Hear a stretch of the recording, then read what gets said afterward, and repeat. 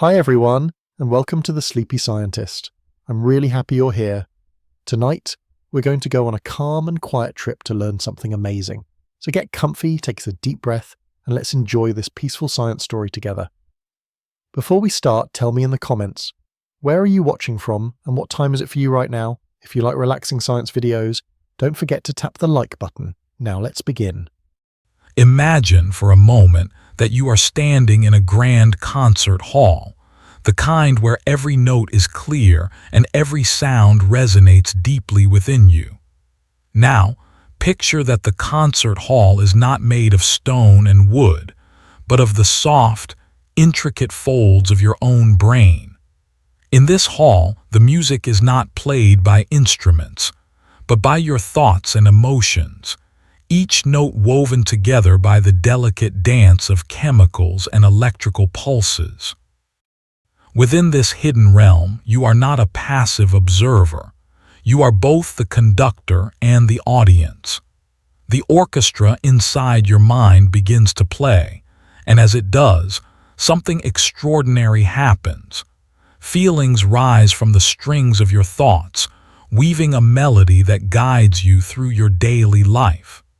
Each feeling you experience, from the smallest joy to the deepest sorrow, is carried by this symphony of neural activity.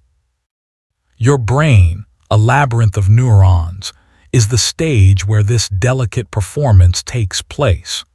Neurons, those tiny, lightning-fast messengers, are the musicians.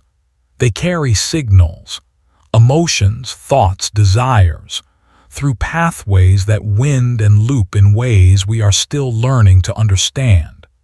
But much like any orchestra, these musicians must communicate with one another in perfect harmony to produce the music that makes up our emotional landscape.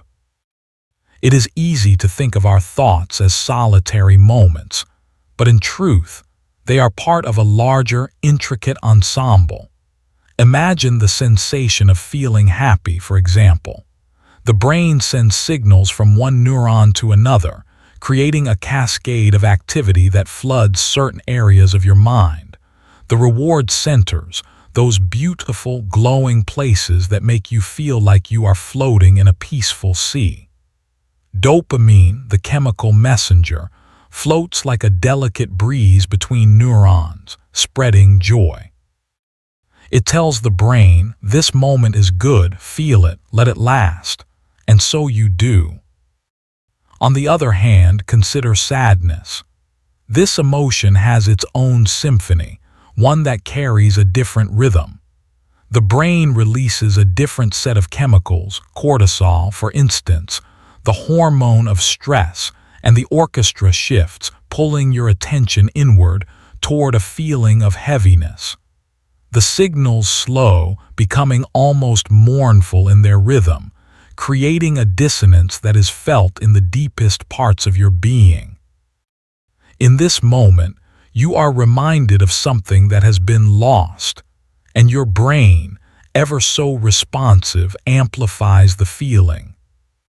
But there is something even more remarkable about this process. The brain, with all its complexity, does not simply respond to the world around you in a mechanical way.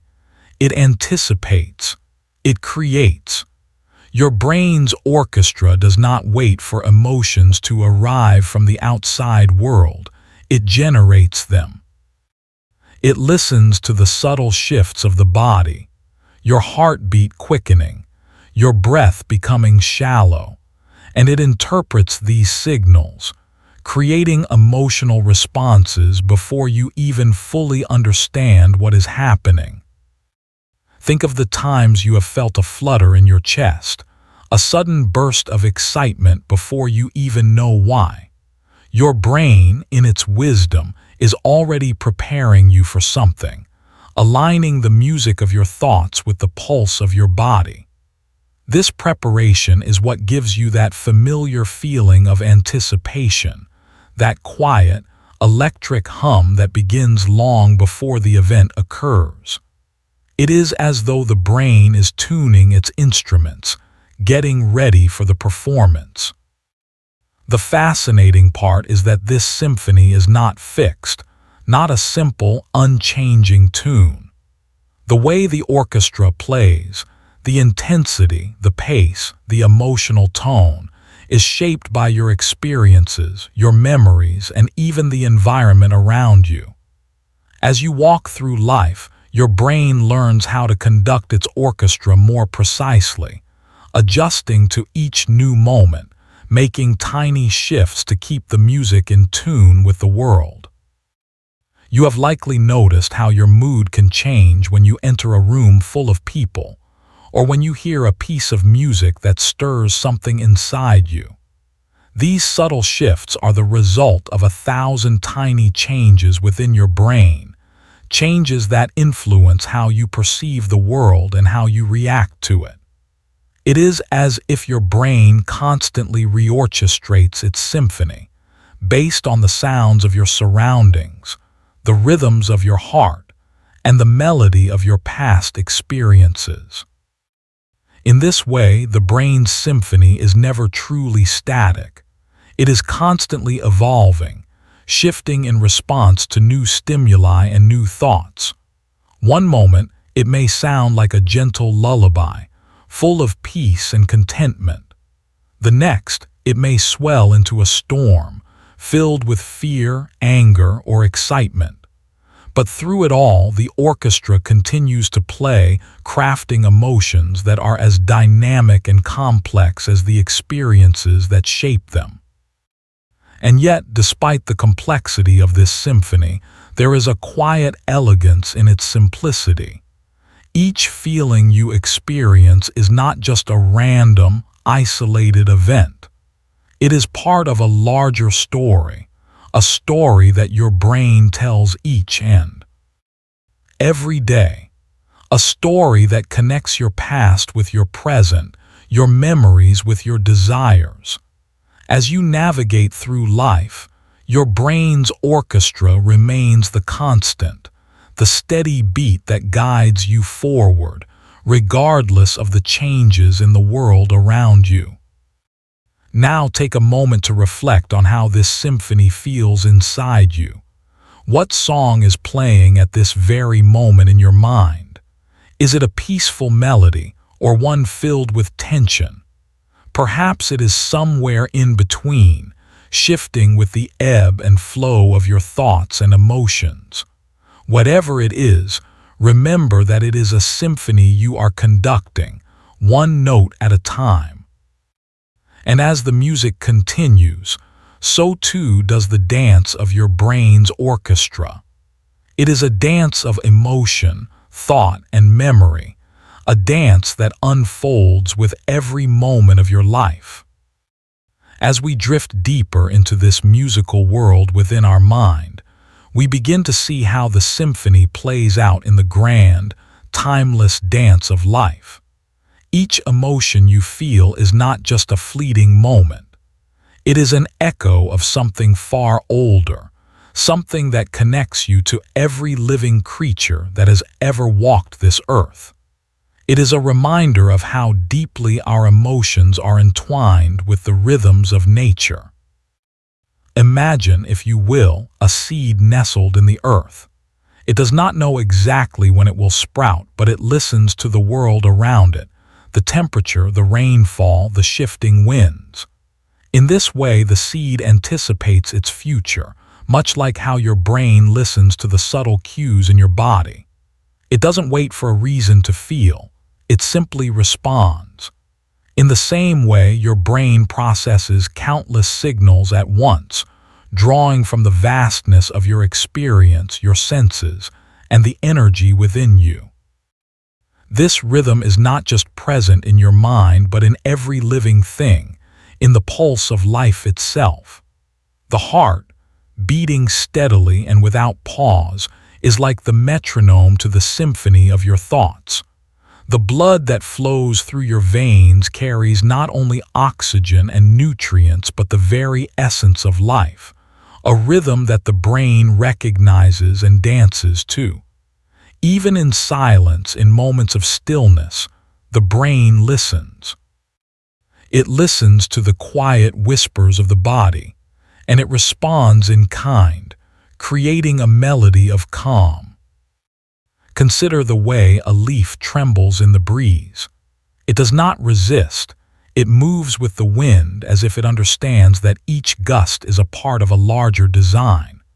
Your emotions, too, move with the ebb and flow of life, often without resistance. Joy, sadness, love, fear, they arrive like waves on the shore, retreating only to return again. Your brain does not fight them. It learns the song of each emotion, playing it with nuance, depth, and complexity. The wind blows and the leaf bends. You feel, and your brain adjusts. One of the most fascinating parts of this intricate dance is how the brain responds to the passage of time. Just as the seasons change, so too do your emotions, and the brain, like an experienced conductor, adapts to each shift. The emotion of happiness, for instance, might bloom in spring, while sadness feels like the deep, contemplative winter. The transitions between these emotional states are not abrupt. They flow seamlessly, like the fading of daylight into dusk. Your brain is constantly adjusting its tempo, playing the symphony of your life, no matter how the world around you changes. The emotional response your brain gives is tied closely to memory, just as a musical score is tied to its past performances. When you experience a moment that brings a rush of happiness, it is not merely the present moment your brain processes. It also taps into past experiences, layering them over one another, building a symphony that is uniquely yours. This memory, like a faint echo, reverberates through the orchestra of your thoughts. Perhaps it is a memory of a sunset you once watched, or a quiet evening spent with loved ones. These memories color your emotions, adding texture and richness to every note the brain plays. The brain also works in beautiful synchrony with the senses. When you see something that delights you, a painting, a flower, a beloved face, your brain reacts as though it is not merely observing, but experiencing the emotion of the moment in full. The visual input, like a note on a musical staff, is instantly translated into feeling. The same happens with sound, touch, taste, and smell. Each sensory experience is like an instrument adding its voice to the symphony. The smell of rain, the sound of wind through the trees, the warmth of a hug, these sensations trigger emotional responses that are far deeper than we often realize. This connection between the senses and emotion is like a finely tuned orchestra where each section, the strings, the brass, the percussion, responds to its cues not in isolation but in harmony. The brain is not merely processing individual signals, it is integrating them into a cohesive, flowing experience, creating a feeling of being fully alive in the moment. This is why a scent from childhood can bring forth such a powerful flood of emotion, or why a piece of music can transport you to a place long forgotten. The brain, with all its intricate connections, pulls these sensory experiences together, creating a seamless web of feelings. As we explore deeper into the workings of your brain, it becomes clear that emotions are not just reactions. They are, in many ways, anticipations. The brain is constantly predicting what is coming next, preparing itself for the emotional experiences that lie ahead. This is part of what makes emotions so powerful. The brain doesn't just feel what is happening now. It is always a step ahead, adjusting its melody in preparation for what is to come. It listens to the heartbeats of the world and reads the subtle cues in the air. It knows that joy may follow sadness, or that excitement may follow fear. And just as the seasons are ever changing, so too are the emotions we experience. A single feeling can shift, evolve, and even transform. Anger can slowly fade into understanding. Sadness can give way to peace. Happiness, too, can melt into contentment. Your brain is the quiet observer of this constant flux, keeping track of the changes in rhythm, guiding the flow from one emotion to another, always moving forward, always adjusting the tempo. The brain's symphony does not stand still. It is ever evolving, always playing. Perhaps the most incredible thing about this whole process is that the brain never stops learning. Each experience, each note played, adds to the repertoire of emotions you can feel.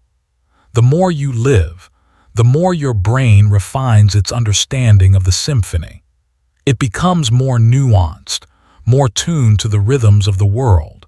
And with each note, each wave of feeling, your brain teaches you how to navigate the vast landscape of emotions with grace, wisdom, and quiet understanding. As you continue on your journey through life, know that your brain's symphony is never truly silent. It hums softly beneath the surface, creating a soundtrack for every moment you live. It guides you, helps you feel, and reminds you that every emotion, no matter how fleeting, is part of a larger, beautiful design. You are not just the listener. You are also the conductor, shaping the music of your life with each thought and feeling. As the music of our brain continues to unfold, we find that emotions are not just the notes of a fleeting melody.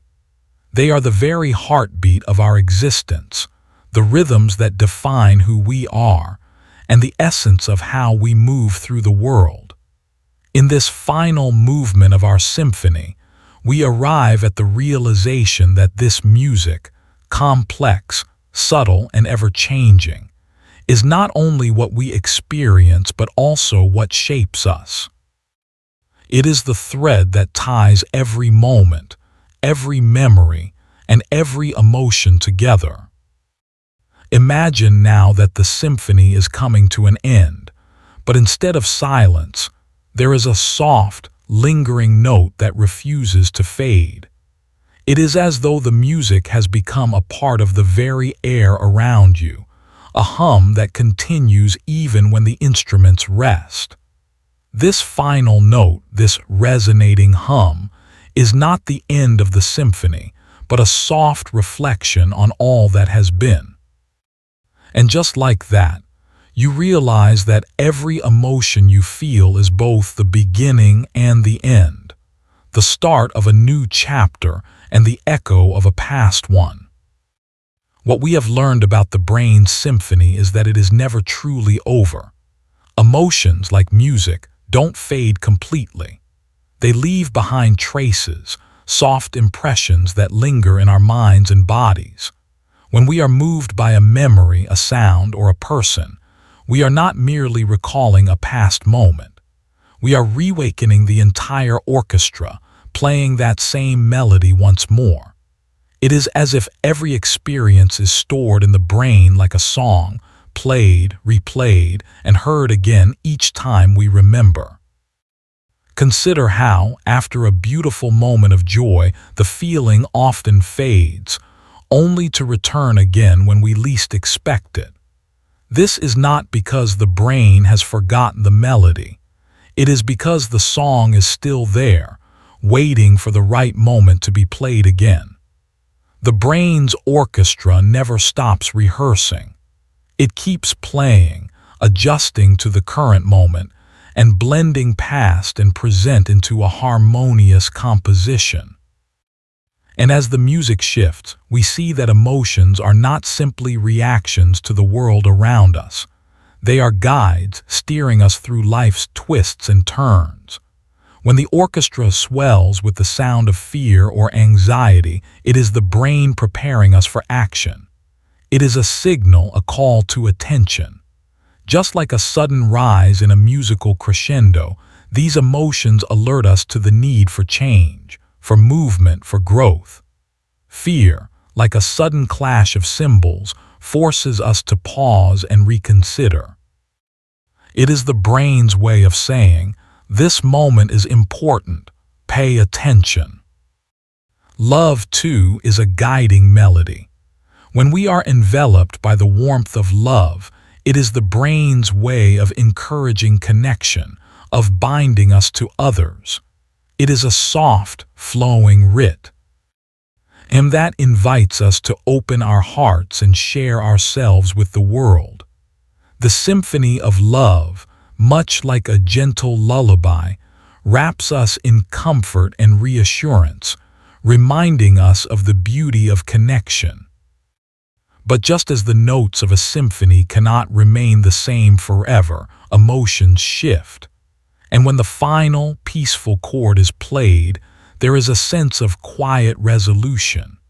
After all, every movement must end, and in this end, there is a moment of reflection.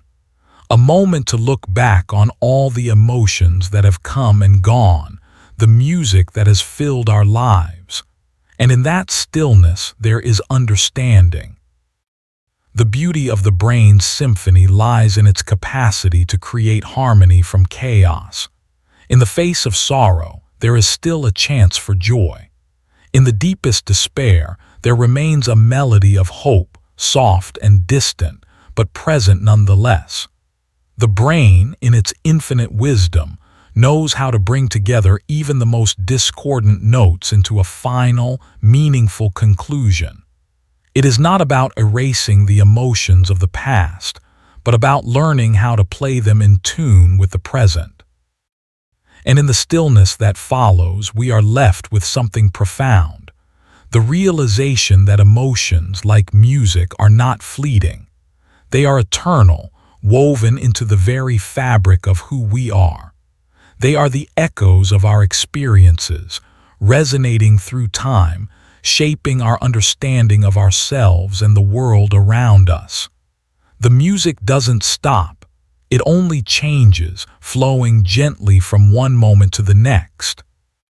This is the brilliance of the brain's orchestra. It does not simply play.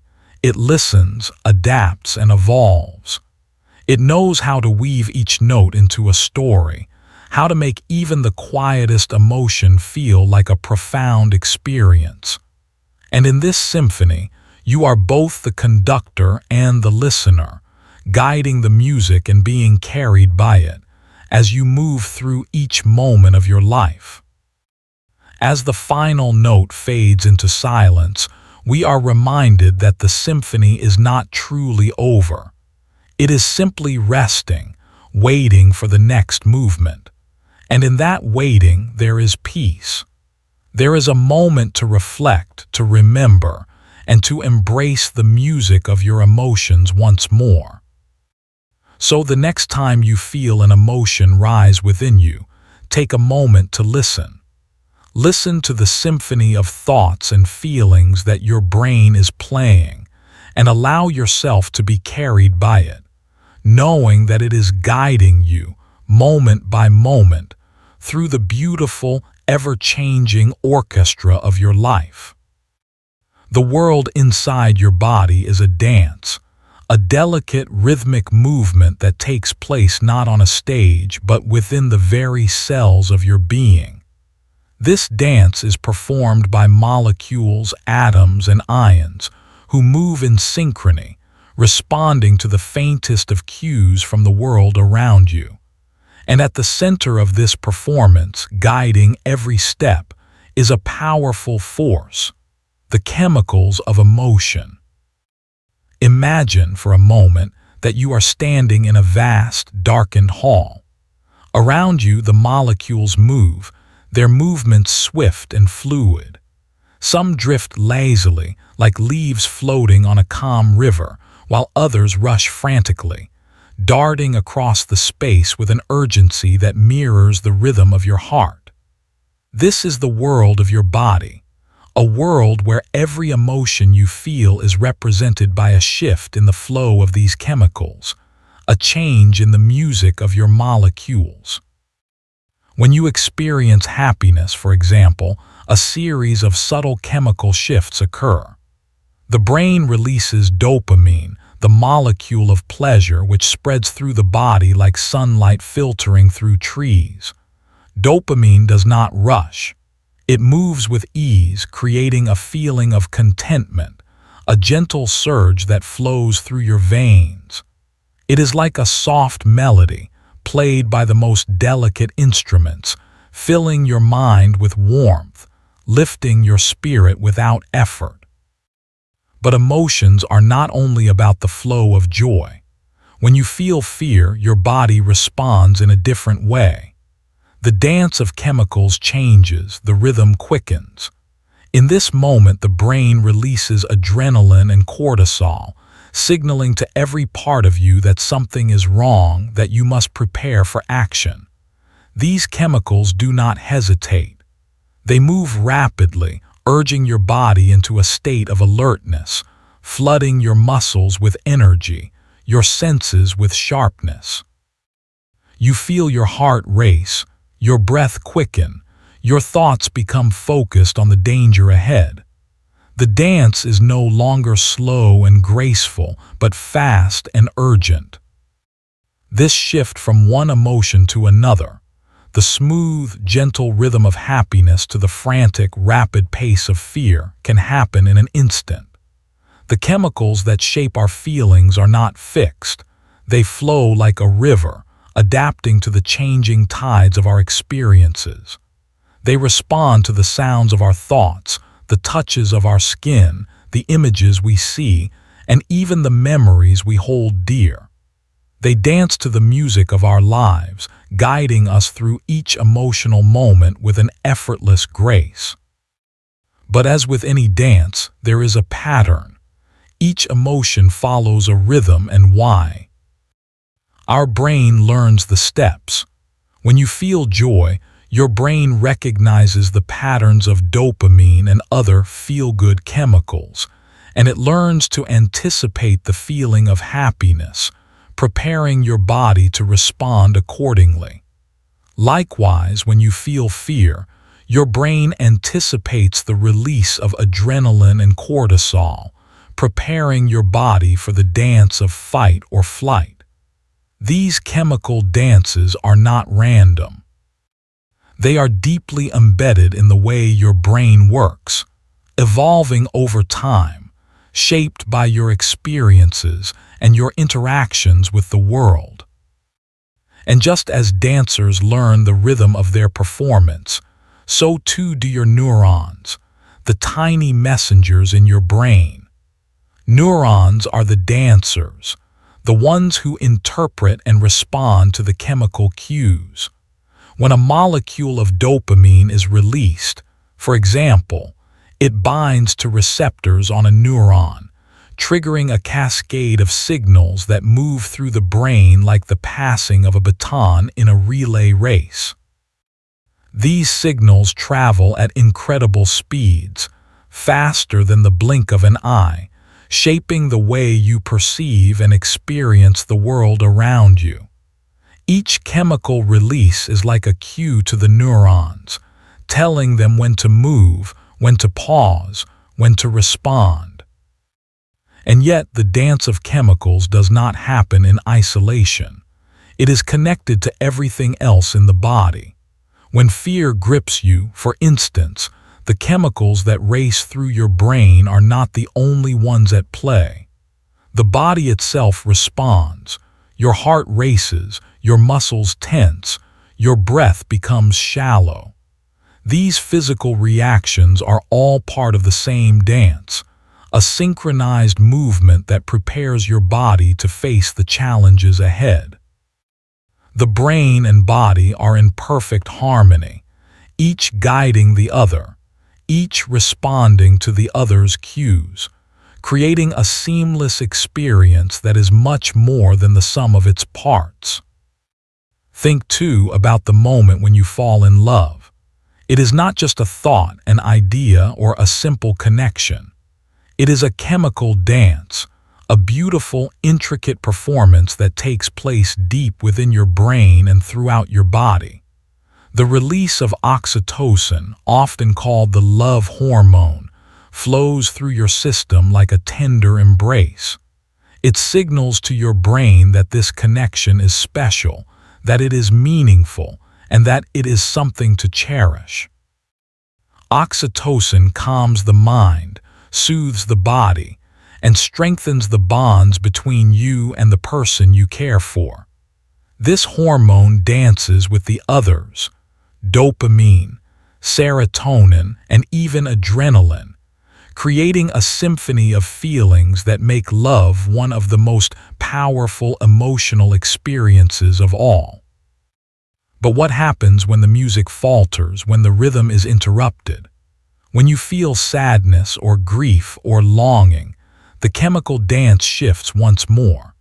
The body's response to these emotions is just as profound, just as powerful. The dance of chemicals becomes slower, heavier, as though each molecule is moving through thick air. The brain releases less dopamine, and in its place, it produces other chemicals, like cortisol and other stress hormones, that signal the brain to retreat, to pause, to reflect. The emotional experience becomes more inward, as though the dance has slowed down to allow for quiet contemplation, for healing. Even in these moments of sadness, however, there is still a dance happening, a slow, measured one, where each step is carefully calculated, each movement meaningful. The body may feel heavy, but the brain is working to process and integrate the emotions, finding a way to release the sadness, to transform it into something that will eventually allow the rhythm to flow again. It is a dance that moves through pain, through struggle, but ultimately finds its way back to peace. Through all of this, one thing becomes clear. Emotions are not just reactions to the world around us. They are intricately woven into the fabric of our being. The dance of chemicals is not merely a biological process. It is a fundamental part of who we are, of how we experience the world, of how we connect with others and with ourselves. Every emotion we feel is a reflection of this internal symphony, this ever-changing flow of chemicals that guide us through life. And as we continue to feel, to live, to experience, the dance goes on. The music never truly ends. It shifts and changes with every moment, every breath, every heartbeat. And in this dance, we find ourselves, over and over again, learning the rhythm, feeling the emotions, and moving through life's ever-changing symphony. As we sink deeper into the world of these chemical dances, we find that each emotion not only shifts the molecules within us, but also echoes outward, influencing the very way we perceive the world. It is as though the body's internal orchestra plays a song that colors everything around us. The sounds we hear, the light we see, and the way we move through the world are all shaped by the music of chemicals playing their soft, intricate rhythms inside our minds. When we feel joy, it's not just a moment of happiness we experience. It's a transformation, a shift in our very perception. The chemicals in our brain, like dopamine and serotonin, flood the system, casting a soft golden glow over everything we encounter. Colors seem brighter, sounds sharper, and the world feels alive with possibility. It's as if the molecules within our brain are painting the world around us with a vibrant, joyful brush. What we see is transformed, and how we feel about the world changes. Every step feels lighter, every thought more hopeful. But it is not just the world that changes when joy floods the brain. It's also our relationships. We see others not just as people, but as sources of warmth, of connection. The flood of oxytocin that accompanies happiness encourages us to bond, to share, to embrace. It strengthens the connections we feel with others, creating a sense of unity, a deep, shared understanding. In this moment, we are more willing to trust, to be vulnerable, and to open our hearts. The chemicals inside us are not merely responding to the world. They are also shaping it, drawing us closer to those around us, and deepening the relationships that define our lives.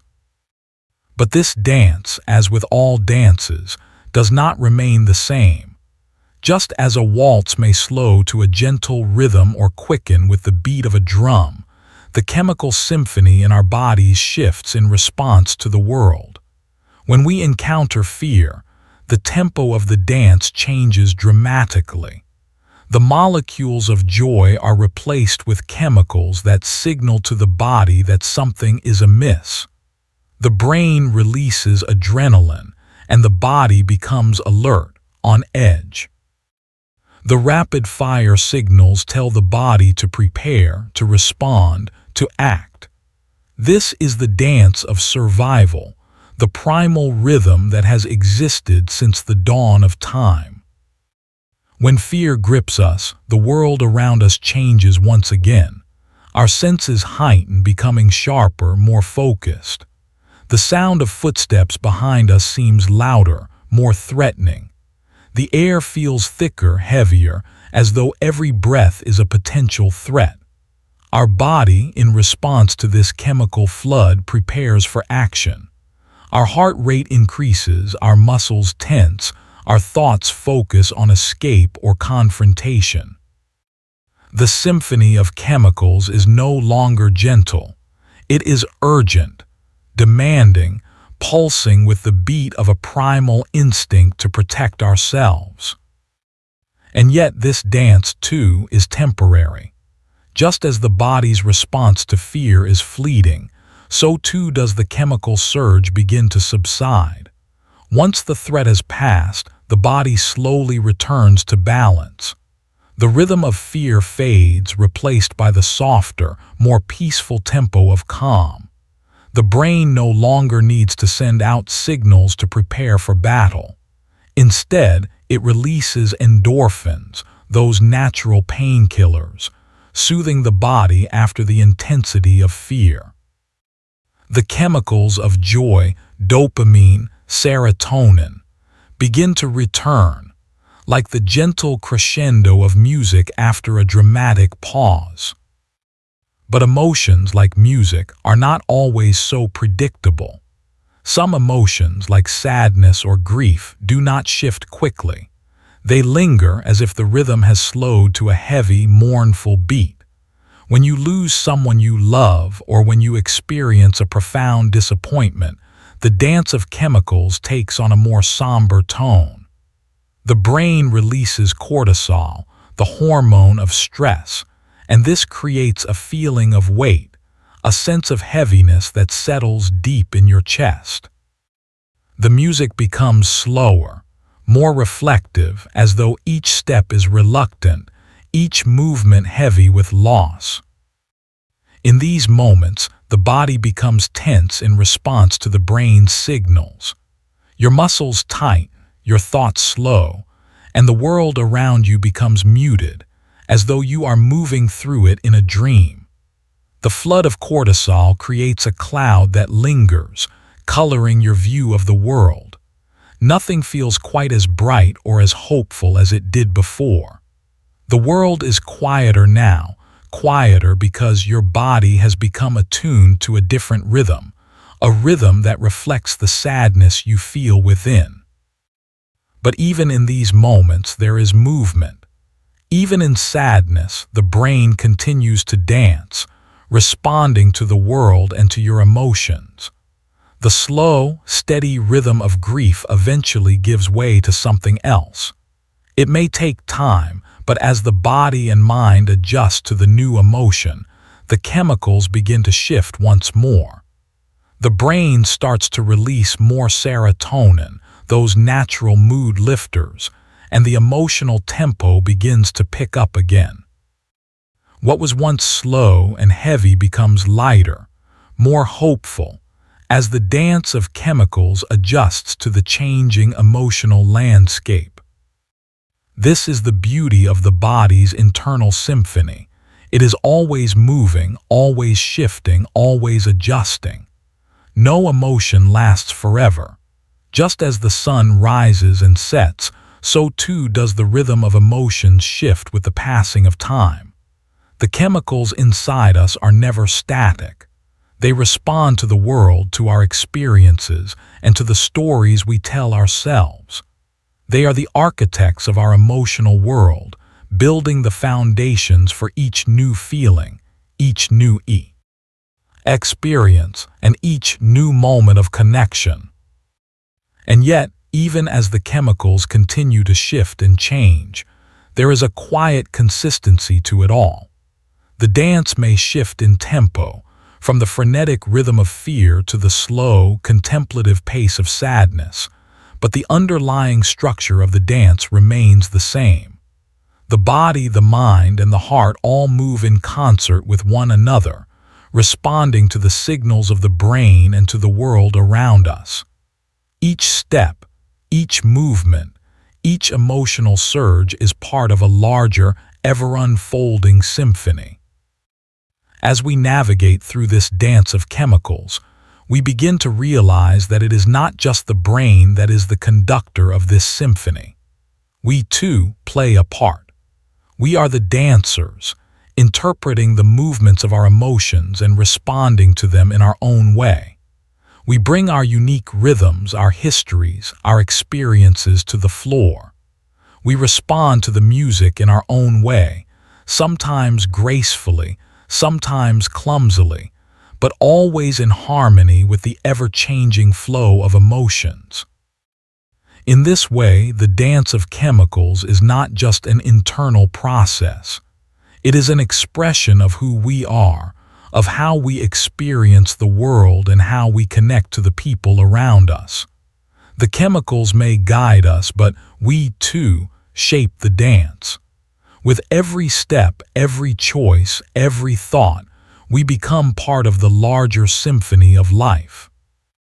Now, as we come to the final notes of this chemical symphony, it's important to step back and consider the larger story that unfolds in the quiet aftermath of each emotional dance.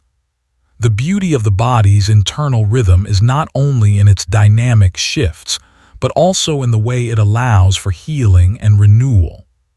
After every intense rush of chemicals, whether it's joy or sorrow, the body finds a way to restore balance, to reset the tempo, and to prepare for the next movement. The dance of chemicals is one that moves forward and backward, with moments of stillness between the peaks and valleys of each emotion. In the moments after an emotional surge, when the chemicals have settled back into equilibrium, there is a period of reflection, a time when the body and mind integrate the experience, processing the emotions in a way that helps us grow. It is like the quiet pause between the movements of a symphony, a time when the orchestra rests before it begins again. During this time, the chemicals that once surged now rest, allowing space for the mind to process what has happened. In the case of fear, for example, once the adrenaline has subsided and the cortisol levels have lowered, the body enters a phase of recovery. It is during this time that the mind begins to make sense of the experience. The chemicals involved in the stress response may be reduced, but the emotional memories remain. The brain stores these memories, often to be recalled later, and these memories shape our future reactions. The way we respond to the next stressful situation, is influenced not only by the chemicals involved, but also by the learned experiences we have stored in our memory banks. This process of learning and adapting to emotional experiences is a form of resilience, a capacity built over time. It is through the repeated movements of the chemical dance that we grow stronger, more able to handle life's ups and downs. As the brain continues to adapt, the emotional responses we have become more nuanced, more calibrated to the unique rhythms of our life. We learn when to move quickly, when to pause, and when to slow down. And in this dance there is beauty, even in the moments of pain. Just as a piece of music is often most moving when it has both harmony and dissonance, our emotional experiences become more meaningful when they include both joy and sorrow. The body's dance of chemicals is not always easy, nor is it always predictable, but it is always profound. In the deep sadness, we find the capacity to heal. In the moments of fear, we find the courage to move forward. And in joy, we find the connection that binds us to others and to the world. The delicate balance between these emotions is what makes the dance of chemicals so extraordinary.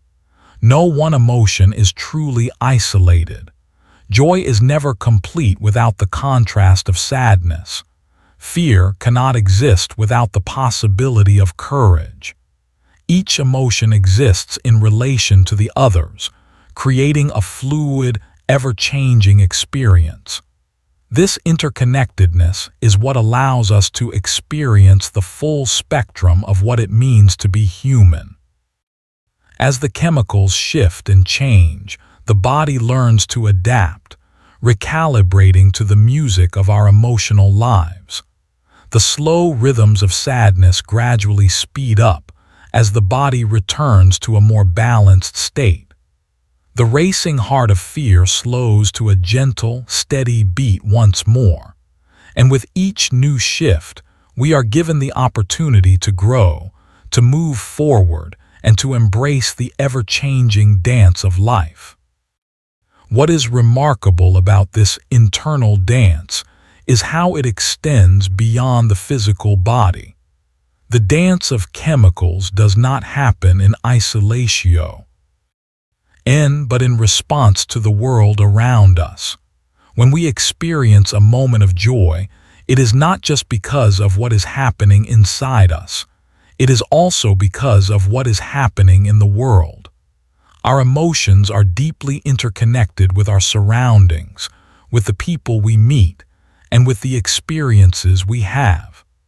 The chemical symphony is not a solo performance but a duet, a shared experience between the mind and the world. Consider the moment when you hear a favorite song, the one that brings back memories of a summer long ago. As the music fills the air, the chemicals in your brain respond, bringing back the emotions of that time. Dopamine, serotonin, and other chemicals flood the brain as the music triggers memories and emotions tied to the past. The world outside has become intertwined with the dance inside, creating a harmonious, beautiful experience that moves through your body like a current of warmth. Similarly, when we experience connection with others, the chemicals of bonding, like oxytocin, are released, strengthening the ties we share with those we love. The rhythm of connection is shared, not just by two individuals, but by the very chemistry of their bodies. This chemical dance helps to solidify relationships, creating bonds that are deep, lasting, and filled with meaning. The brain's orchestra plays to the tune of not just individual experience, but also shared moments. Our interactions with the world are not isolated. They are part of the larger chemical symphony that shapes our lives. The dance of chemicals is ever-changing, yes, but it is always connected to the world we live in. The people we encounter, the music we listen to, the experiences we have, they all play a part in shaping the emotional landscape within us. And in this ever-evolving dance, there is one truth that stands above all others. We are the dancers. We are the ones who shape the rhythm, who move in time with the music, and who respond to the chemical melodies that fill our bodies. But we are not just passive observers. We are also the creators of the dance.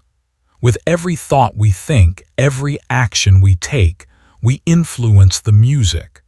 We choose how to respond to the rhythms, whether to move in harmony with them or to fight against them.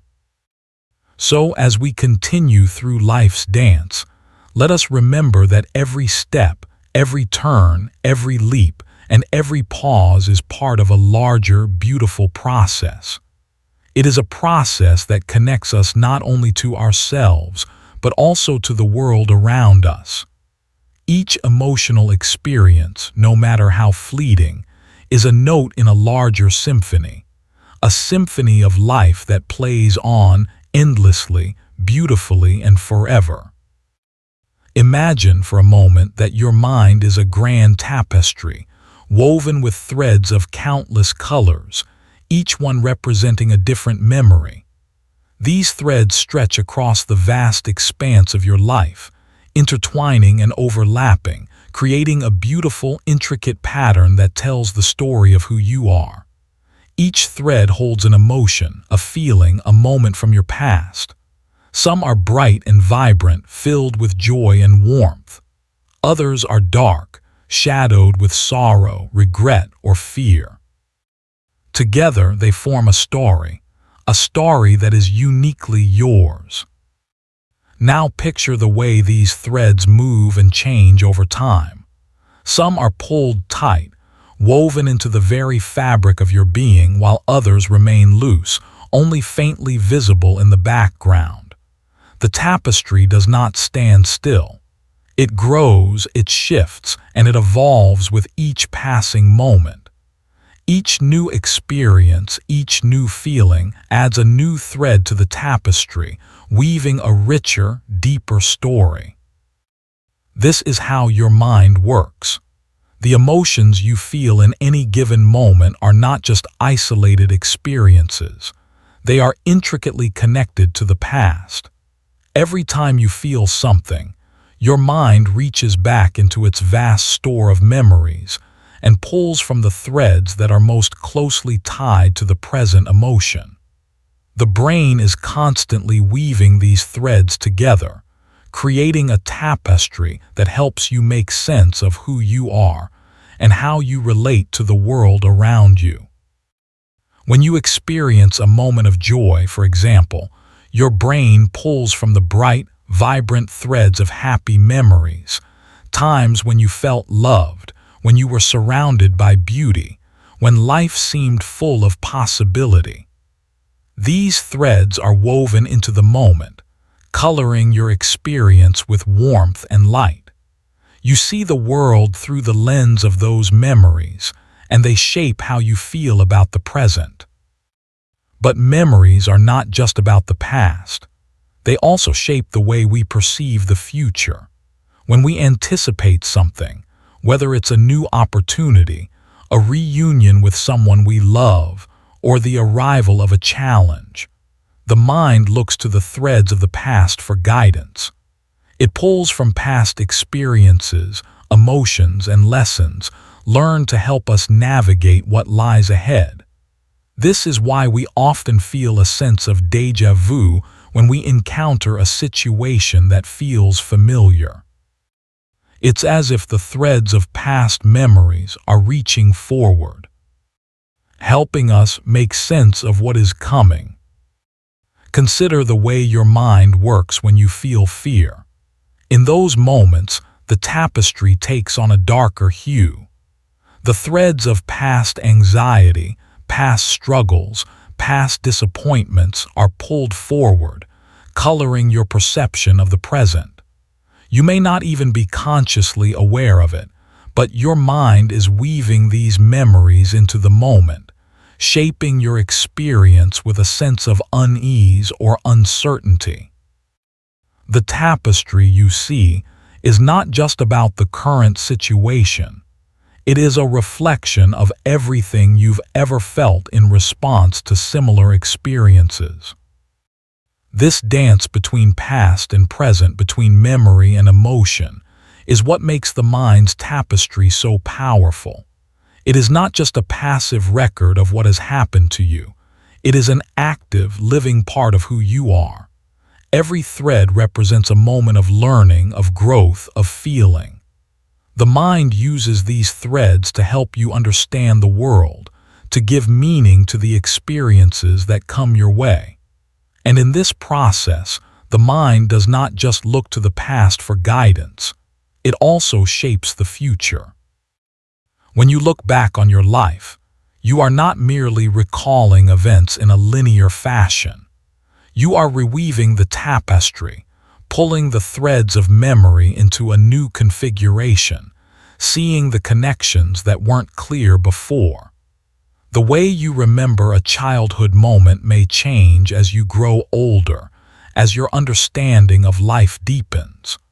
What once seemed like a simple memory may take on new meaning as you gain wisdom and perspective. The tapestry is constantly evolving, constantly being rewoven as you change and grow. But memories are not static. They are fluid, shifting and changing over time. The more we reflect on a memory, the more it is altered by our present emotions, our current state of mind. Just as a weaver can change the direction of the threads, so too can your brain change the way you remember something. The emotion you feel now can color the way you view the past, adding layers of meaning or nuance to what you once thought was simple. A happy memory may become bittersweet. A painful one may soften with time. This fluidity is what gives memories their depth, their complexity, and their power. Consider how a seemingly small moment, perhaps a fleeting encounter with a stranger or a brief conversation, can stay with you for years. The mind weaves these seemingly insignificant moments into the larger tapestry, pulling on the threads that resonate most deeply with your emotions. It's as if the brain recognizes that even the smallest moments can carry profound meaning, that even the briefest touch can leave an impression that lasts a lifetime. This is the magic of the mind's tapestry. It is not just about remembering, it is about understanding. It is about weaving a narrative that gives meaning to the events of your life, connecting them in ways that reveal patterns, themes, and lessons. The tapestry is not a static record. It is a living, breathing story that grows and changes with you. As you move through life, you are constantly adding to this tapestry.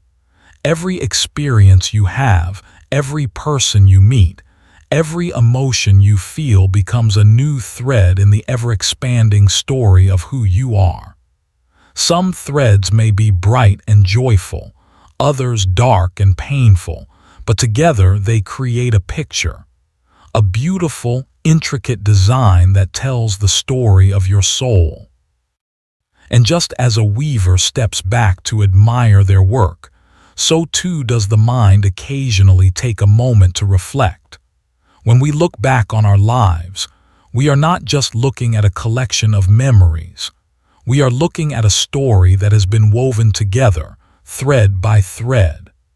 And in that story, we find meaning, purpose, and connection. We see the ways in which our past has shaped our present, and how the memories we carry forward help us navigate the future. As we continue to explore the vast tapestry of our memories, we begin to see how intricately the threads of the past are interwoven with the present. Our memories are not just static pictures frozen in time. They are dynamic, living parts of us, shifting and evolving with each new moment. The dance between the past and the present is not linear. It is cyclical, flowing in and out, merging, blending, and reconfiguring itself into new patterns as we move through life. Imagine that each memory is a brushstroke on the canvas of your mind. In the early days of childhood, the brushstrokes are bold, vibrant, and full of life. They capture the essence of early experiences, the warmth of a parent's embrace, the excitement of a first discovery, the thrill of a new adventure. These early memories are often simple and pure, and they serve as the foundation upon which the rest of your life is built. They are the bright, vivid threads that weave through the fabric of your being, shaping the person you are becoming. As we grow older, however, the brushstrokes of memory become more complex. New experiences, both joyful and painful, add depth and texture. To the tapestry. The simple moments of childhood are now interwoven with more intricate, layered memories, moments of love, heartbreak, success, and failure. Each new memory adds its own color, its own texture, blending with the past to create something richer, more nuanced. And yet, as the tapestry grows more complex, there is a curious paradox. The more memories we accumulate, the more they begin to fade. The bright threads of youth may become muted with time, softened by the wear of years. The details of early experiences become blurry, the edges softened by the passage of time. But even as the vivid colors of the past begin to fade, the threads remain, interwoven into the fabric of our identity, anchoring us to who we were and who we have become. This is where the magic of memory truly lies. It is not in the perfect recall of every detail, but in the way memories shape us. The mind does not store memories in perfect photographic form. Instead, it stores the emotions and feelings tied to those memories, the very essence of the experience. When you remember a moment from your past, whether it's a childhood birthday, a first kiss, or a time of great loss, it is not the exact details you remember, but the way you felt in that moment. The emotion tied to the memory is what lingers, and it is this emotional thread that shapes your present experience. Consider how a single, simple memory can resurface at unexpected moments. Perhaps you hear a song on the radio, and suddenly you are transported back to a specific time in your life, your first summer job, a summer romance, or a family vacation. The song acts as a thread, pulling at the fabric of your memory and bringing it to life once again. The emotions tied to that memory resurface, flooding you with a rush of feelings that may have lain dormant for years. This emotional pull is the essence of the mind's tapestry. Memories are not simply static objects stored away in a vault. They are living, breathing entities, connected to the emotions we felt in the moment. The emotions tied to a memory may shift over time, but they are never truly gone. They are woven into the fabric of our lives, shaping the way we perceive the world, the way we relate to others, and the way we move through each day. In fact, the way we perceive the world is often shaped by the emotional threads we carry with us. When we experience something new, our mind reaches back into the tapestry of memories, pulling on the threads that most closely align with the present experience. If you're going through a difficult time, for example, your mind may pull from past memories of struggle and hardship, reweaving those threads into your current emotional state. The tapestry becomes a mirror, reflecting the emotions you are feeling in the present, while also drawing on the emotional experiences of the past.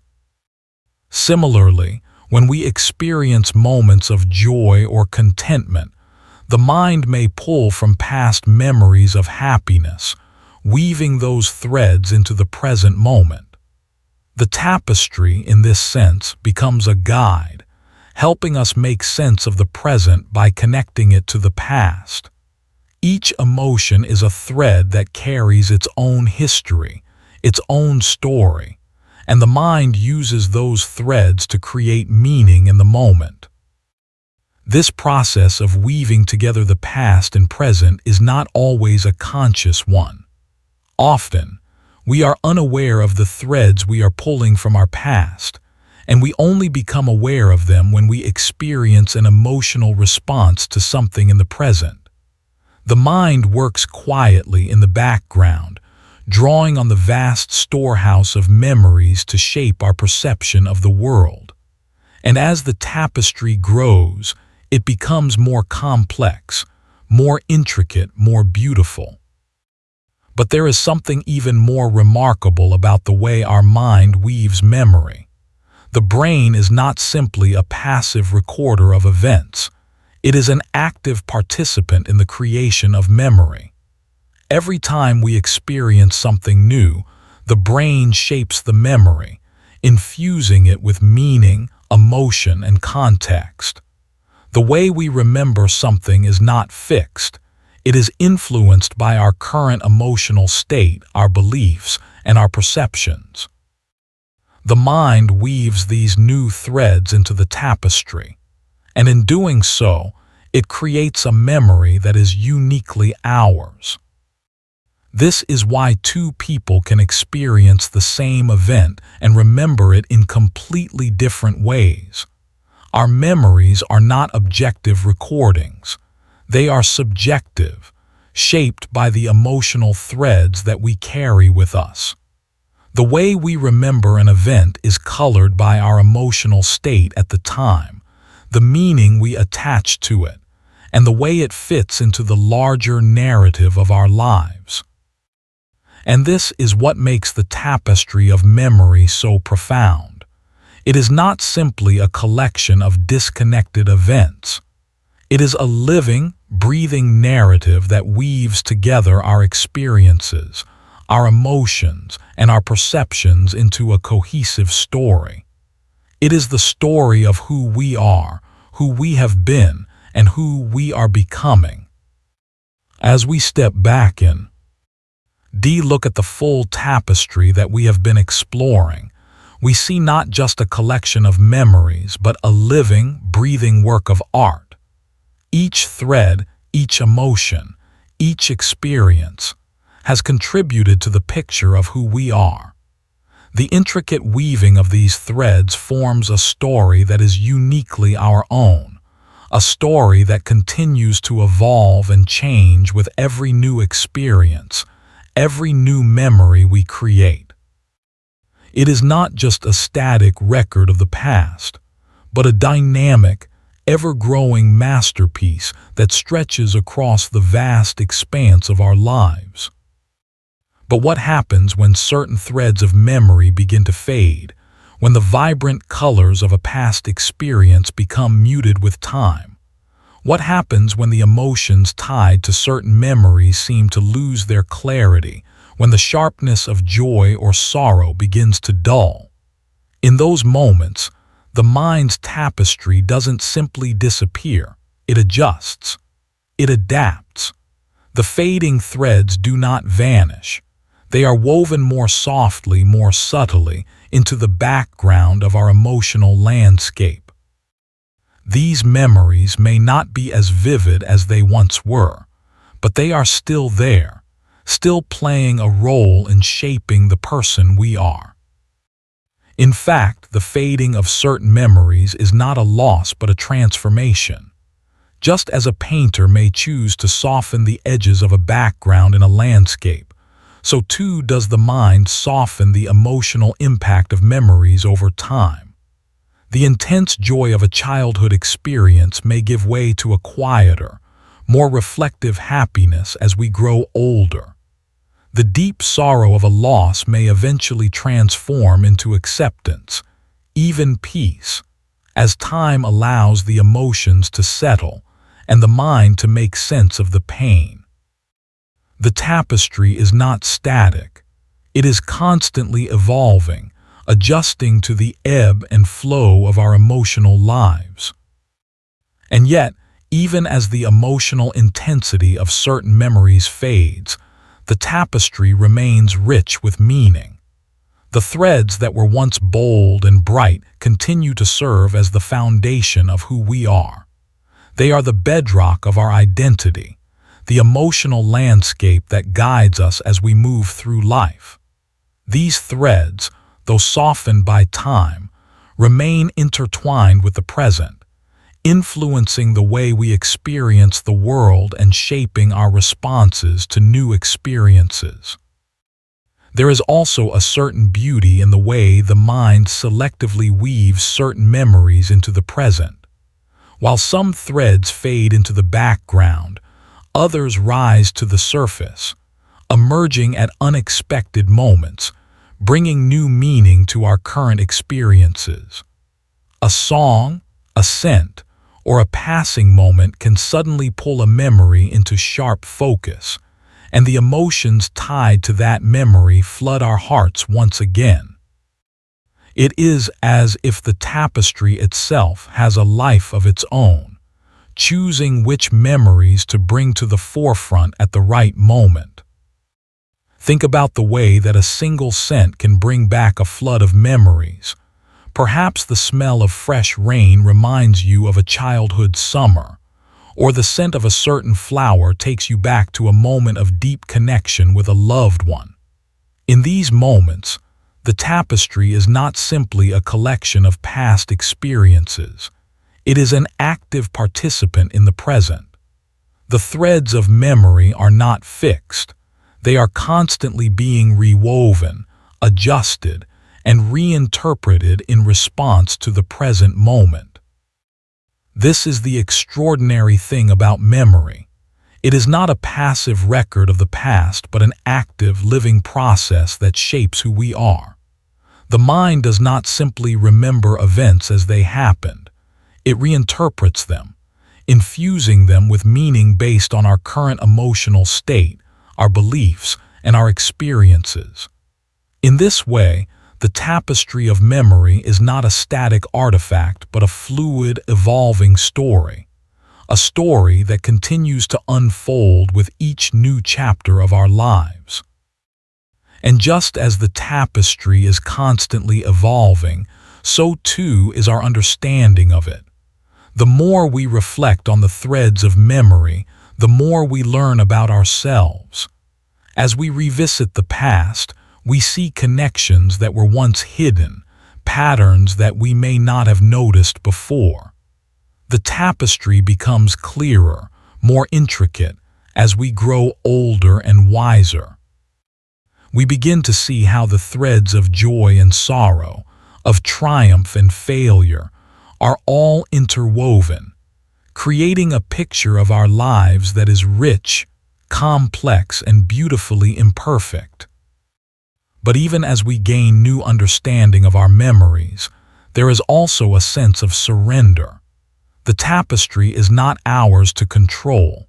It is a work of art that we can only shape through the choices we make, the experiences we have, and the emotions we feel.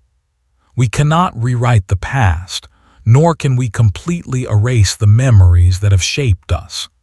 The tapestry is already woven, and we must learn to accept it as it is, with all of its complexities, its joys, and its sorrows. There is a certain peace in this acceptance. When we stop trying to control the way our memories unfold, when we stop trying to make sense of everything, we can begin to simply experience the tapestry as it is. We can allow ourselves to feel the emotions that arise without trying to push them away, without trying to fix them. The tapestry becomes a source of wisdom, a reminder that all of our experiences, no matter how difficult, have contributed to the person we have become. In this way, memory is not just a reflection of the past but a guide to the present. The tapestry weaves a story of resilience, of growth, of learning. Every thread, every memory adds depth and meaning to our lives. The dark threads of sorrow, the bright threads of joy, the tangled threads of confusion and uncertainty, all of them come together to form a beautiful, intricate design. And as we move through life, we continue to add new threads, creating a tapestry that is uniquely ours, filled with meaning and depth. So the next time you look back on your life, don't just see the individual threads. See the tapestry as a whole. See how the past has shaped the present, how the emotions of yesterday have led you to where you are today. And know that, just as the tapestry is never truly finished, so too is your story still unfolding.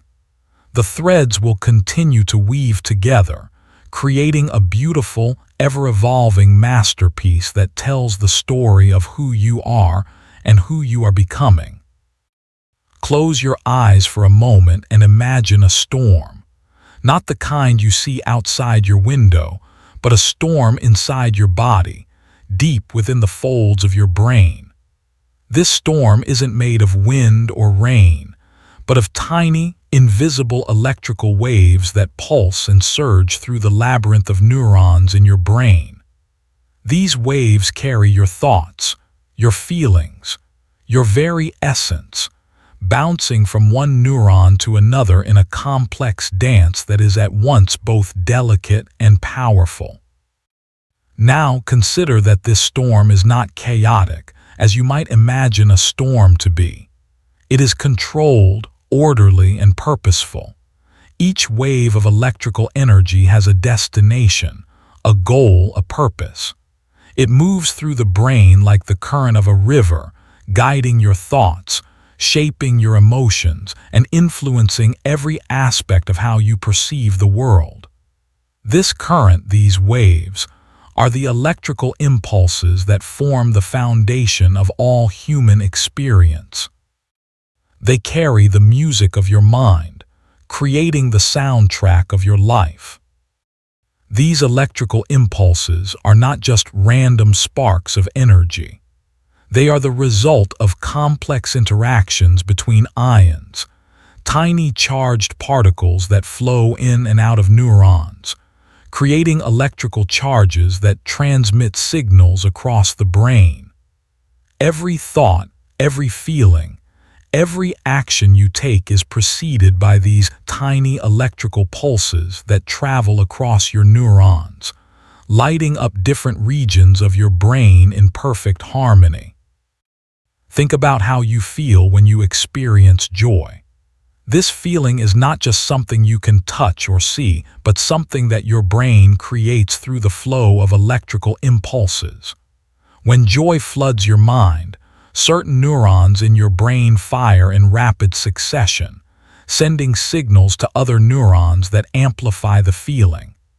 The chemicals involved, dopamine, serotonin, work in tandem with these electrical signals to heighten your experience, to make the feeling of joy more vivid, more intense. The waves of electricity surge through your brain, activating the pleasure centers, flooding your system with happiness. Now think about fear. When fear takes hold, it doesn't just appear out of nowhere. It begins with a shift in the electrical flow within your brain. Your amygdala, the part of your brain responsible for processing emotions like fear, becomes activated. It sends a signal through the brain, setting off a chain reaction of electrical impulses that prepare your body for action. The body's response to fear is not just emotional. It is a physical response, a surge of energy that runs through your nervous system, preparing you to either fight or flee. Your heart rate increases, your muscles tense, your senses sharpen, all because of the electrical waves that have surged through your brain. But these electrical waves are not only shaped by the emotions you feel in the present moment. They are also influenced by the experiences you have had in the past, the memories that have been etched into the fabric of your brain.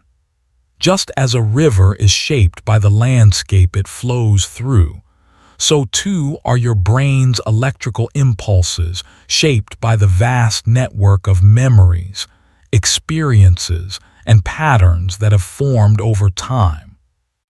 For example, consider the way you react when you encounter something that reminds you of a past trauma.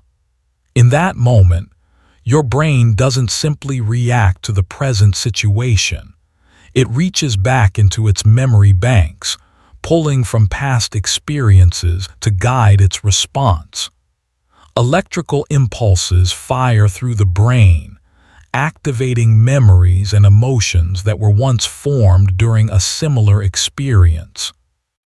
The storm inside your mind surges, triggered by the electrical waves that are calling upon old memories, causing you to feel a familiar rush of fear, sadness, or anxiety. The storm has been building for years. And when it is triggered, it floods your system once again. But the brain's electrical currents are not only about reacting to emotions or memories. They are also responsible for your actions, your decisions, your ability to interact with the world. When you move your arm to pick up a cup of tea, it is not just a simple mechanical movement. It is the result of an intricate web of electrical signals that travel from your brain, through your nervous system, to your muscles. These impulses travel so quickly, so seamlessly, that you barely notice the process. Your brain sends out the signal, and your body responds. An electrical storm within the body that allows you to take action. And yet this flow of electrical energy is not always smooth. Sometimes it becomes blocked, slowed, or disrupted. Imagine that the river inside your brain is dammed, preventing the electrical waves from flowing freely. When this happens, it can lead to problems with thinking, memory, and emotions. It is like the storm inside your mind becomes tangled, with electrical signals failing to reach their proper destinations. This can lead to mental health issues, such as anxiety, depression, or cognitive disorders, where the flow of electrical energy is not functioning as it should. But much like a river that can be cleared of debris, the brain has the ability to heal and repair itself. Just as the storm inside the mind can be chaotic, it can also be calmed, soothed, and restored. The electrical waves within the brain can be retrained, rebalanced, and redirected. Therapy, mindfulness, medication, and other forms of treatment can help to restore the flow of energy, allowing the mind to heal and return to a state of balance. The storm inside your brain can become calm again, the electrical waves flowing freely, guiding your emotions, your thoughts, and your actions in a harmonious dance. When we step back and look at the electrical storm inside the brain, we realize that it is not simply a force to be reckoned with. It is a part of who we are, a dynamic, living force that shapes our thoughts, our feelings, and our actions. The electrical waves that surge through our brain are the threads that connect us to the world, that allow us to feel, to experience, and to engage with the beauty and complexity of life. The storm is both a reflection of our emotional landscape and a guide to our future, carrying with it the lessons of the past and the possibilities of the present. The power of these electrical waves is undeniable. They carry the essence of who we are, guiding our emotional responses, our memories, and our actions. They are the force behind our thoughts, the energy that drives our decisions. And like the storm that shapes the landscape, they are always in motion, always shifting, always adapting to the ever-changing rhythm of life. As we continue our exploration of the electric waves flowing through the brain, we begin to see how these impulses are the invisible currents that carry more than just thoughts and emotions. They also carry our understanding of time, space, and connection. These currents, created by the firing of neurons and the flow of charged particles, don't just move in a straight line. They dance, weaving in and out of one another, creating a complex network of electrical activity that governs everything we experience, from the most fleeting thought to the most profound emotion. Let's pause for a moment and imagine the electrical flow inside your brain. It's not just a quiet river. It's more like an intricate web of pathways, a network of highways where electrical impulses zip back and forth, rapidly transmitting signals. The speed at which these signals travel is astonishing. An impulse can move from one neuron to another in less than a millisecond. In the blink of an eye, the brain can process and respond to the environment around us, triggering thoughts, feelings, and actions before we even consciously realize it. These electrical impulses aren't just limited to one small region of the brain. They span across the entire organ, connecting different areas responsible for emotions, memory, and sensory perception. When you experience a moment of fear, for example, the electrical waves are not contained to just the amygdala, the brain's emotional center. They ripple outward, activating other regions such as the prefrontal cortex, responsible for decision-making, the hippocampus, responsible for memory, and the hypothalamus, responsible for regulating physiological responses. This synchronized dance of electrical impulses sends a signal throughout the body, from your heart to your muscles, preparing you for whatever challenge lies ahead. But these waves are not one-directional. They do not simply passively carry emotions from one part of the brain to another. They are influenced by the past, your memories, your experiences, and the way you view the world. When you face a situation that triggers fear or anxiety, your brain doesn't only react to the present moment. It scans its vast network of memories, searching for similar situations from the past. And once it finds them, it pulls up the emotional context tied to those experiences. The electrical waves, as they surge through your brain, are shaped by the emotions, thoughts, and experiences you've carried with you. This is why fear can feel so familiar, even when the situation you face is new. Your brain is drawing from its deep reservoir of memories to interpret what's happening in real time. Think of it like a vast orchestra, where each instrument represents a different memory or experience. When you feel a certain emotion, it's as if the conductor signals each instrument, each memory, to play its part in creating the emotional experience of that moment. The electrical waves travel like sound waves through the brain, causing the brain's various areas to collaborate and form a coherent emotional response. This is why emotions are not just isolated, standalone experiences. They are symphonies, composed of both present feelings and echoes of the past. This dance of electrical impulses is not just something that happens in response to external events. It is also constantly flowing in the background, processing information and shaping our internal world. Every thought, every memory, is linked to an electrical wave that travels across your brain, creating patterns that become familiar over time. These patterns are what allow us to make decisions, to reflect on our experiences, and to understand the world. They are the foundation of our consciousness, the electric hum that makes us aware of ourselves and our surroundings. Consider a memory, one that's deeply emotional for you. Perhaps it's a memory of loss or one of love. This memory isn't just a static image in your mind.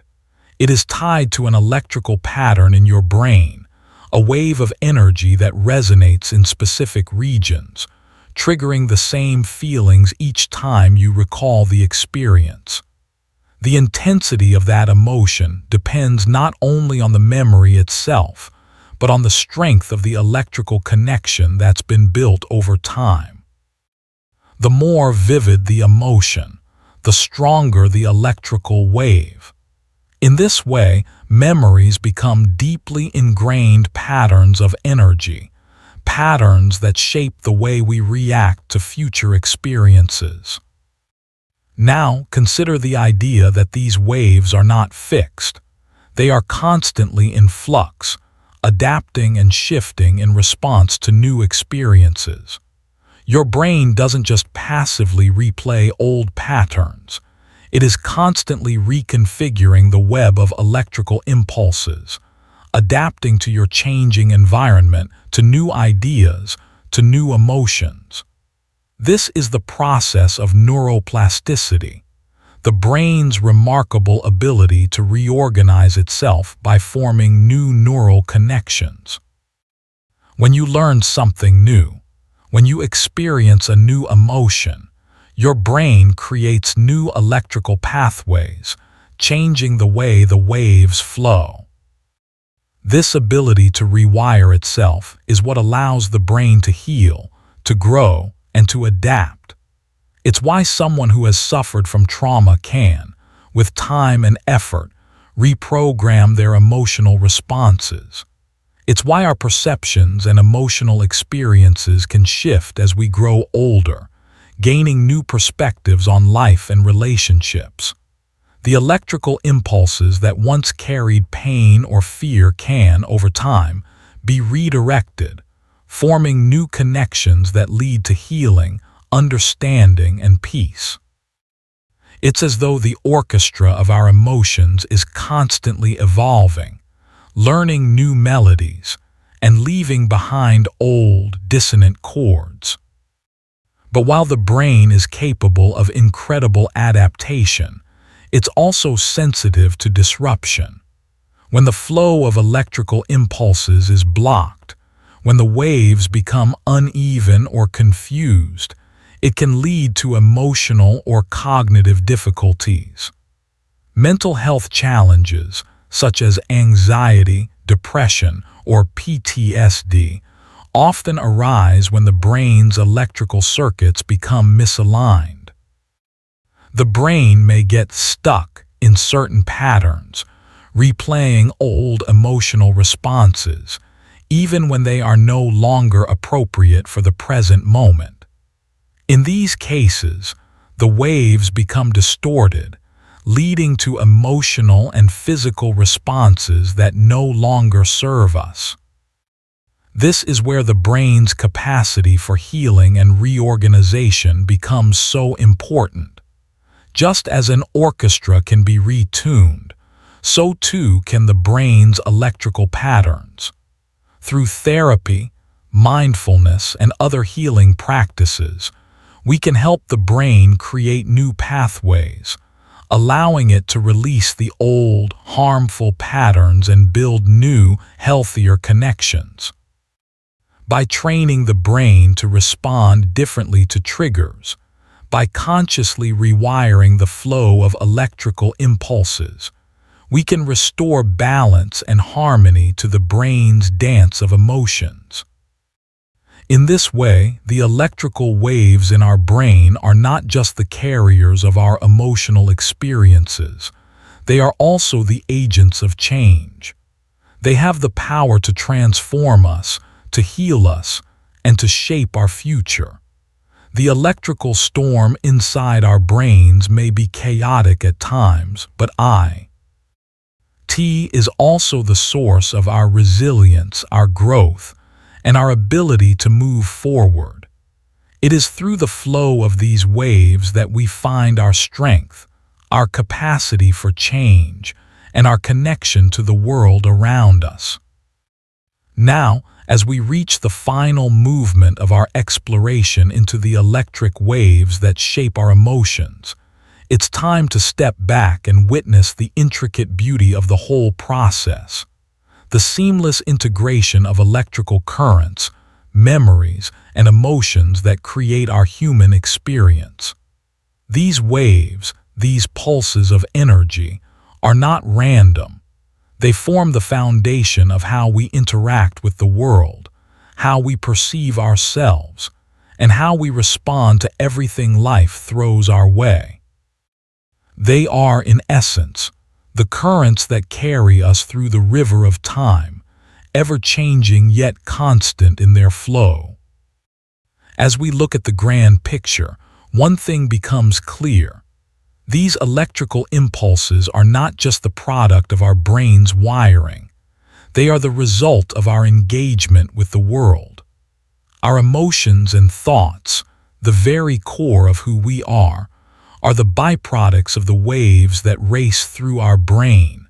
And these waves are shaped not only by our biology, but by our environment, by our experiences, by our relationships. The brain doesn't just react to stimuli. It interacts with them, absorbs them, and integrates them into the very fabric of who we are. When we feel, it is not just a passive experience. It is an active engagement with the world around us. Every interaction, every encounter, every piece of information we receive is processed by the brain and turned into electrical energy, into a current that flows through the brain, creating thoughts and emotions. These electrical waves create the landscape of our consciousness, shaping how we understand our own existence and how we relate to the world and to others. The storm inside our mind, the electrical activity, becomes a reflection of the ebb and flow of our lives. Yet there is more to this current than just the transmission of information. Each time we experience something, whether it's joy, fear, love, or sorrow, the waves of electricity ripple through our brain and in turn affect the body. These emotional waves create physical responses, a racing heart, a clenched fist, a tear. The body is not separate from the mind. It is an active participant in the dance of chemicals and electrical impulses. The mind and the body are deeply interconnected, and the electrical impulses that pass through the brain serve as the bridge between thought and physical action. This connection between mind and body is what allows us to respond to the world. It is why, when we feel anxious, our muscles tighten, our stomach churns, and our thoughts race. It is why, when we feel happy, our body relaxes, our breath becomes deep and steady, and we smile without thinking. The waves of electricity inside our brain don't just stay inside. They ripple out, affecting our entire being, shaping our experience of the world in a way that is both subtle and profound. But even in the most intense moments, when the electrical waves in the brain surge with emotion, there is a rhythm, a pulse, that keeps everything in balance. Just as the tide of the ocean is guided by the moon, so too are our emotions guided by the underlying rhythm of the brain. It is this rhythm that allows us to navigate the highs and lows of life, to experience joy and sorrow without being overwhelmed by them. It is this rhythm that allows us to grow, to heal, and to move forward. When the brain is in balance, when the electrical waves are flowing freely and harmoniously, we feel at peace. We are able to experience the full spectrum of emotion without being trapped by any one feeling. The joy of life feels full and vibrant, while sadness feels like something we can endure and learn from. Fear, when it arises, is temporary. It comes, it warns us, and then it fades away, leaving us wiser for the experience. In these moments of balance, we are in tune with ourselves and with the world, and the dance of electrical waves feels effortless. But as we know, life is not always in balance. The storms of emotion can overwhelm us, throwing the electrical waves out of sync, creating dissonance within the brain and body. These moments of imbalance, whether it's overwhelming anxiety, deep depression, or intense anger, are a reflection of the disruption in the flow of energy. The electrical waves may become too rapid, too slow, or they may get blocked altogether. The mind becomes clouded, the body becomes tense, and the rhythm that once felt so natural becomes erratic. In these moments of imbalance, it can feel like the storm inside the mind will never end. The electrical waves surge uncontrollably, and it feels as if nothing can restore the calm. But even in the midst of this turbulence, there is hope. The brain, in its remarkable ability to adapt and heal, can restore balance. Just as a storm eventually passes, so too can the chaotic waves of emotions settle and return to a steady rhythm. This healing process is not immediate. It takes time. But through mindfulness, therapy, and self-compassion, we can begin to restore the flow of electrical waves, guiding them back to a place of balance and peace. It is through this process that we can regain control over our emotions, that we can learn to navigate the storm within, and that we can find a sense of calm even amidst the most difficult moments. As we regain balance, the waves of emotion no longer feel as overwhelming. The brain learns to regulate the flow of energy, calming the storm and allowing us to experience emotions without being swept away by them. This process of healing and regulation is not only the key to mental health, but it is also what allows us to grow, to move forward, and to become more resilient. The electrical waves in the brain are not just the carriers of emotion. They are the messengers of our own healing, our own strength, and our own potential. And so the dance continues. The electrical waves inside our brain will always be there, moving in their intricate rhythms, guiding our emotions, shaping our thoughts, and affecting our bodies. They will ebb and flow, rise and fall as we move through life.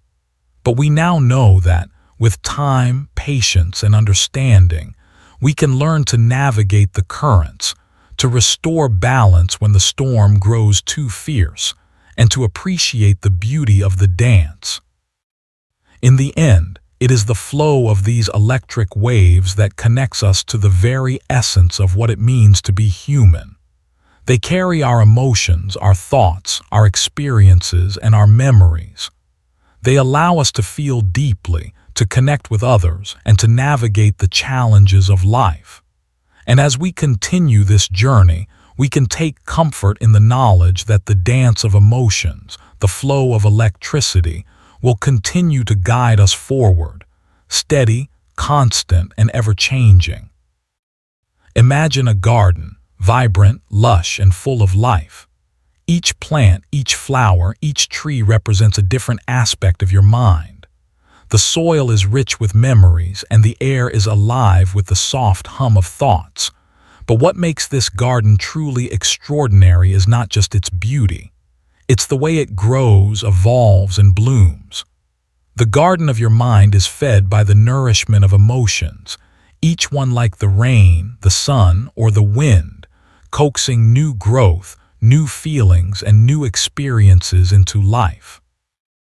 At the heart of this garden is a network of neurons, tiny, delicate cells that stretch their branches out across the vast expanse of your brain, just like the roots of a plant. These neurons form a complex web, each one connected to the next, forming pathways that allow thoughts and emotions to travel. This network is not static. It is ever-growing, always reaching, always adapting. Just like the branches of a tree that twist and turn to find the light, the neurons in your mind extend outward, constantly seeking new connections, new experiences, new emotional responses. When you experience an emotion, it is as if a new seed has been planted in the garden of your mind. The seed may start as a small spark of feeling, a simple flutter of happiness, a gentle breeze of sadness. But as the neurons respond to the emotion, the seed begins to grow. The branches of the neurons spread out, forming new pathways that connect the emotion to other thoughts, memories, and feelings. The garden becomes alive with the energy of this new growth, the emotional seed blossoming into a fully formed experience. But just as with any garden, emotions don't grow in isolation.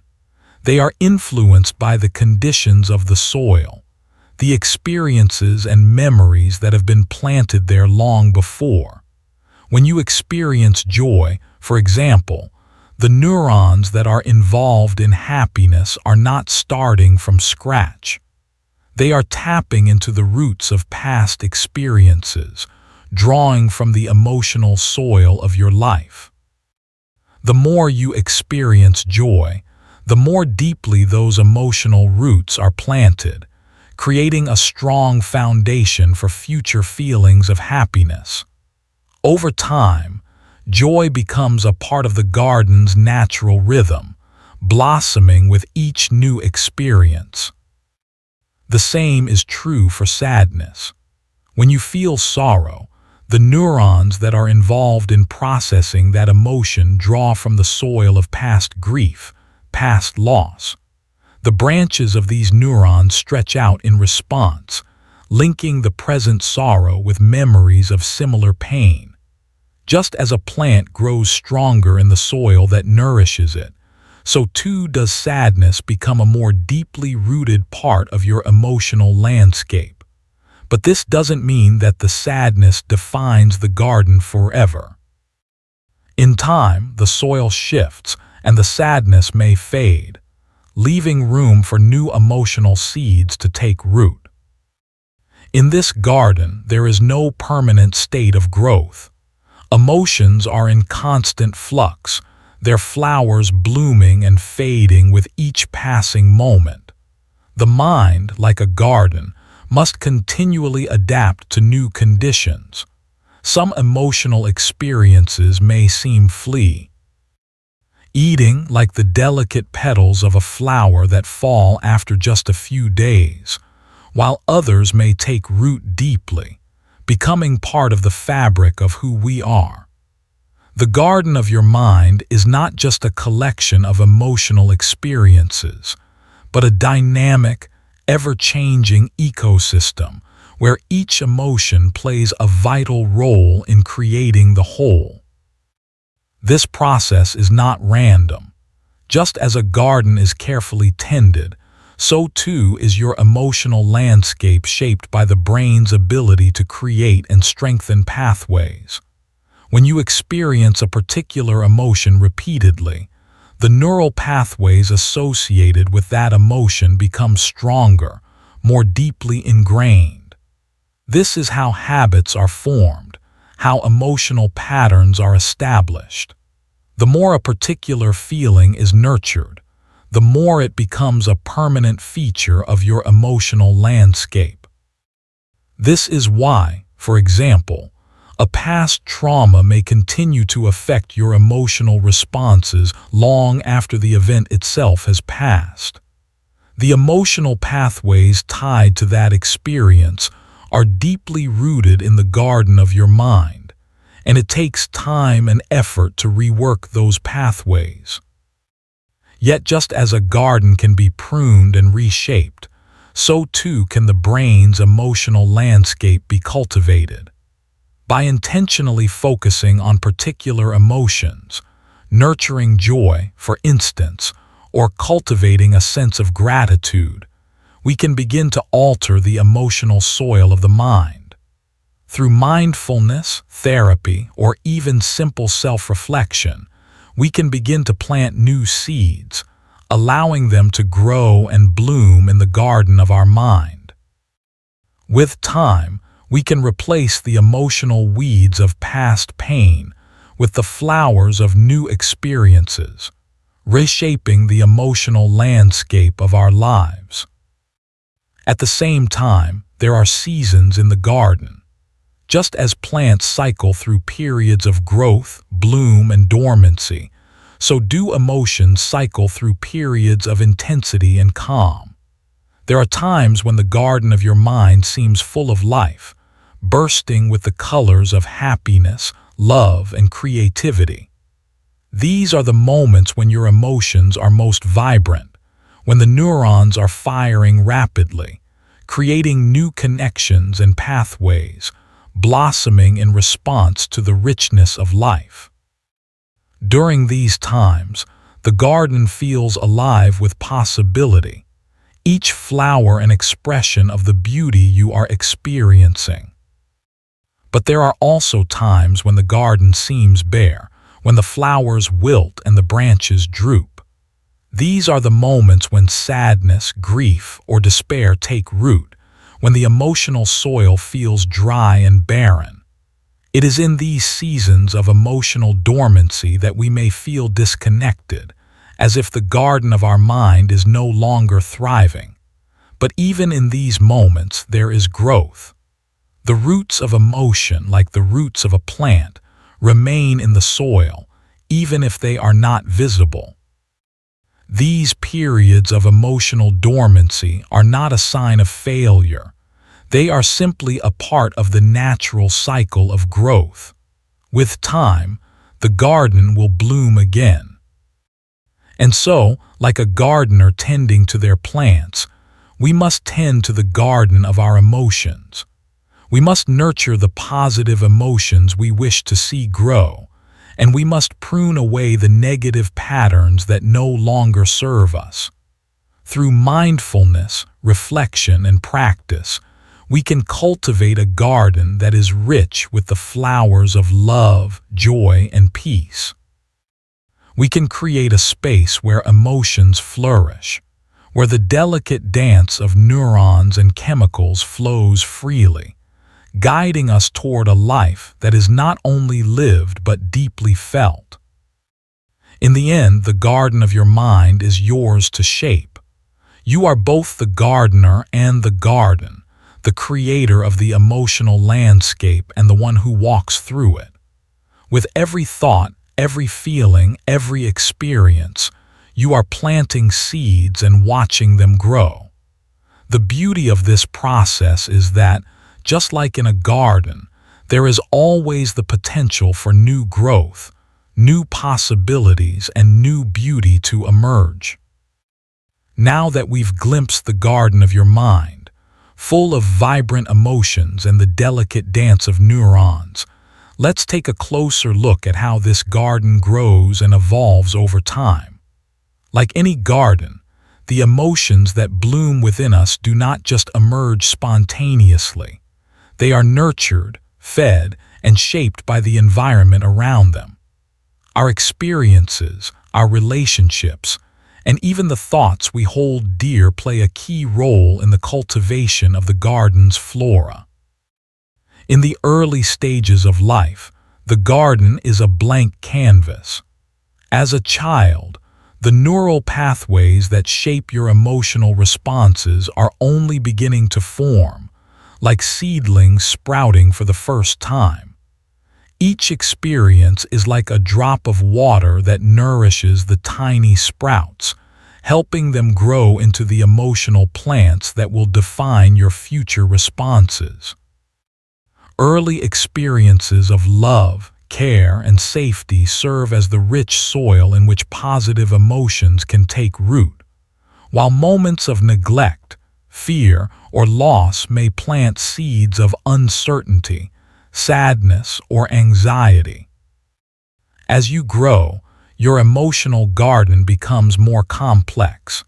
The initial simplicity of childhood emotions begins to evolve into something more intricate, a layered web of memories and feelings intertwined.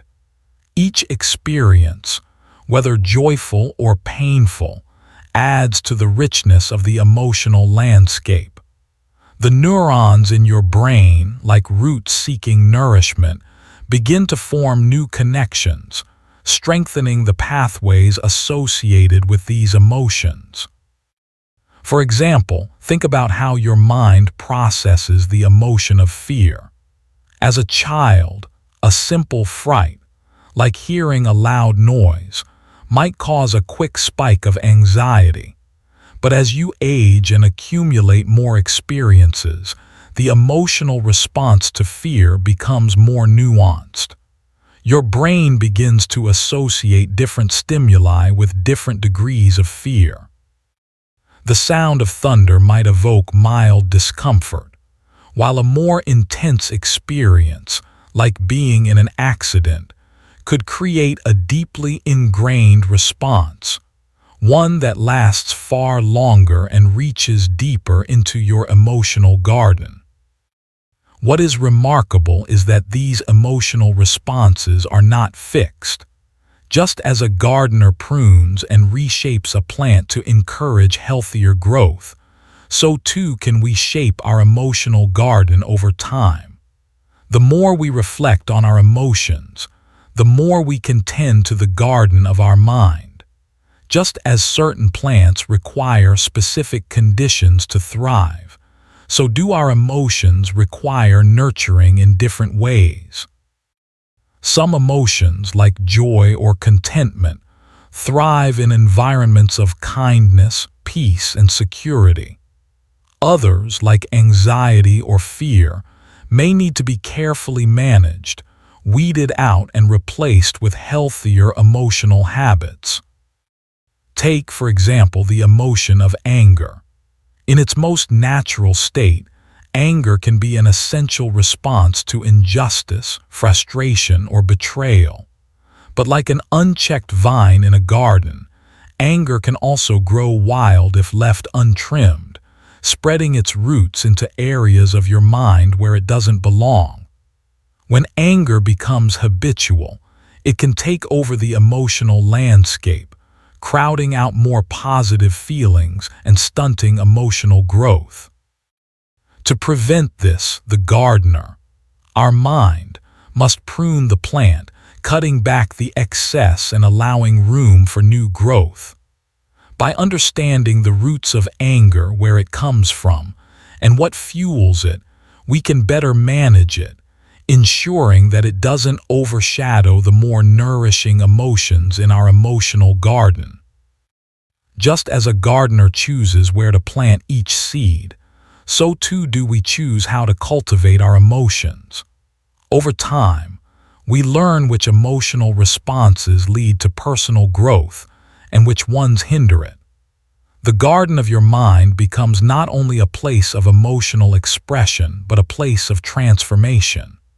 You begin to recognize the patterns that no longer serve you, the emotional weeds that need to be pulled out, and the areas that require extra attention, care, and patience.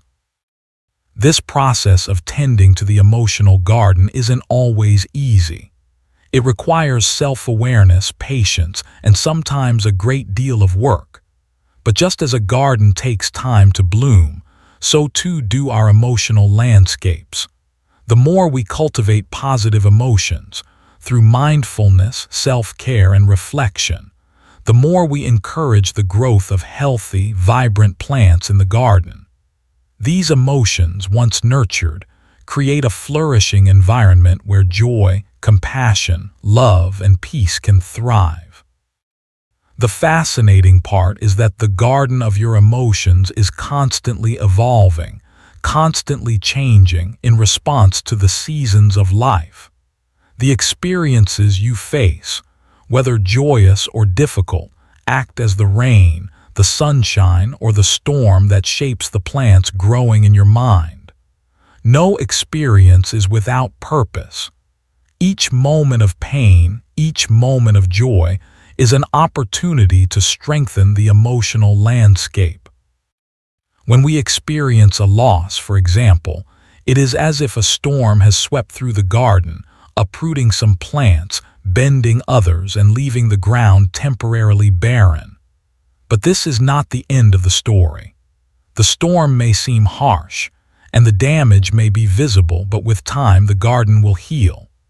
New growth will appear, and in its place, new emotional responses will take root. This process of emotional healing is much like the regrowth that happens after a storm, slow, steady, and incredibly powerful. Even in the hardest of times, when the emotional landscape feels like it's been stripped bare, the potential for new growth remains. Our minds, like resilient gardens, know how to rebuild. With care and attention, the emotional soil can be replenished, the roots of past pain gently cleared away, and new plants of hope and strength can begin to grow. As we look around at the emotional landscape of our own lives, we can see the beauty in the garden we've cultivated. Every emotional experience, every joy, every heartbreak, every lesson learned, has contributed to the richness of our garden. And just as a gardener takes pride in the blooms that flourish, so too can we take pride in the growth we have nurtured within ourselves. We are the gardeners of our emotional landscape, and we have the power to shape it, to prune it, and to encourage the growth of positive emotions that bring us peace, joy, and fulfillment. But it's not just about maintaining the garden. It's also about allowing for the unexpected to bloom, the surprises, the new growths that emerge when we least expect them.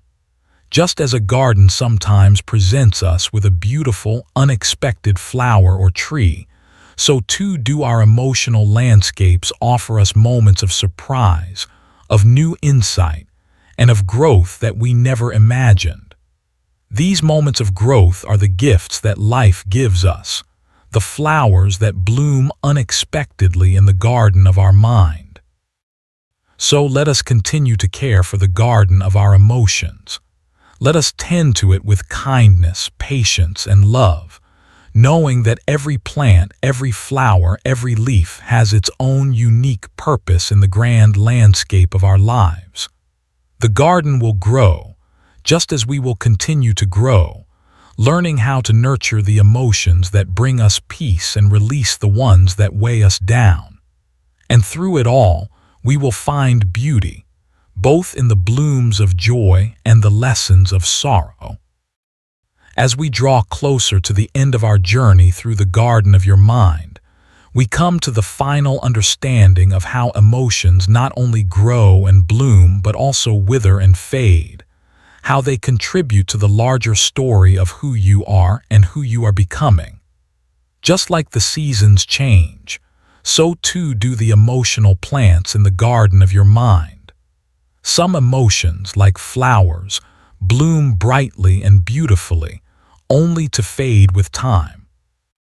Others, like deep-rooted trees, grow slowly but endure through the years, providing strength and stability. And in the quiet of each season, we learn something new about the way we relate to ourselves, to others, and to the world. Think of the cycle of the seasons in a garden, the vibrant bursts of spring, the fullness of summer, the quiet retreat of autumn, and the stillness of winter. Each season plays its part in the growth and transformation of the garden. Emotions are much the same. Some come quickly, like the quick bloom of a wildflower in spring, while others take their time to develop, growing deep roots that last a lifetime. These longer-lasting emotions, those that grow slowly, that are nurtured and cultivated over time, become the foundation of our emotional landscape. They become the trees that stand firm in the storm, the flowers that bloom year after year, steady and reliable. As you grow older, your emotional landscape becomes more complex. The garden of your mind is no longer a simple plot of flowers and shrubs. It becomes a rich ecosystem, full of diverse plants, all vying for space and sunlight, each one representing a different aspect of your emotional experience. The more you experience, the more your emotional garden grows, expanding in unexpected ways, sometimes in ways that surprise you. Take, for example, the emotions tied to love. Love, like a plant, requires consistent care to thrive. It starts as a tiny seed, often sown in the moments of your earliest experiences, perhaps the love of a parent or a friend. As you grow older, this seed sprouts and blossoms into something more complex, branching out into various types of love. Love for a partner, for a child, for a friend. The deeper your connections with others, the more roots love puts down in the garden of your mind. Over time, the branches of love stretch outward, intertwining with the other emotions in your life, creating a complex, intertwined network of emotional growth. But love is not the only emotion that thrives in the garden of your mind. Pain, too, takes root. Much like a weed that creeps up among the flowers, pain is often unexpected, often unwelcome. Yet even in its darkness, pain can teach you something valuable. Pain often stems from experiences of loss, disappointment, or hurt, emotions that are difficult to accept, that threaten to overshadow the brighter blooms of joy and peace. But even in its harshness, pain is a part of the emotional ecosystem, a plant that must be tended to, understood, and ultimately healed. Over time, with patience and care, the weeds of pain can be uprooted, replaced by new growth, by new understanding. This process of emotional growth, of tending to the plants of your mind, is not something that happens overnight. It is a journey, one that requires constant attention and care. Just as a gardener must water, prune, and protect their plants, so too must you nourish and protect your emotions. The more you tend to your emotional garden, the more aware you become of the plants that grow there, the weeds you want to remove and the flowers you want to nurture. Through mindfulness, self-reflection, and self-compassion, you can create an environment where positive emotions thrive, where joy, peace, and love flourish in the sunlight. Yet there will be times when your emotional garden faces storms, those periods of life when challenges, disappointments, and heartache overwhelm the landscape. In those moments, it can feel as though the garden is bare and swept away, the flowers crushed by the weight of the storm. But even in these times of emotional hardship, there is growth. The storm may break branches and cause petals to fall, but it also provides an opportunity for renewal. Just as a gardener prunes a plant to encourage new growth, so too can we use the storms in our lives to prune and reshape our emotional landscape. In the aftermath of a storm, new shoots of hope, resilience, and understanding often begin to appear, sprouting from the roots that have remained strong despite the winds. Healing, like growth, is a gradual process.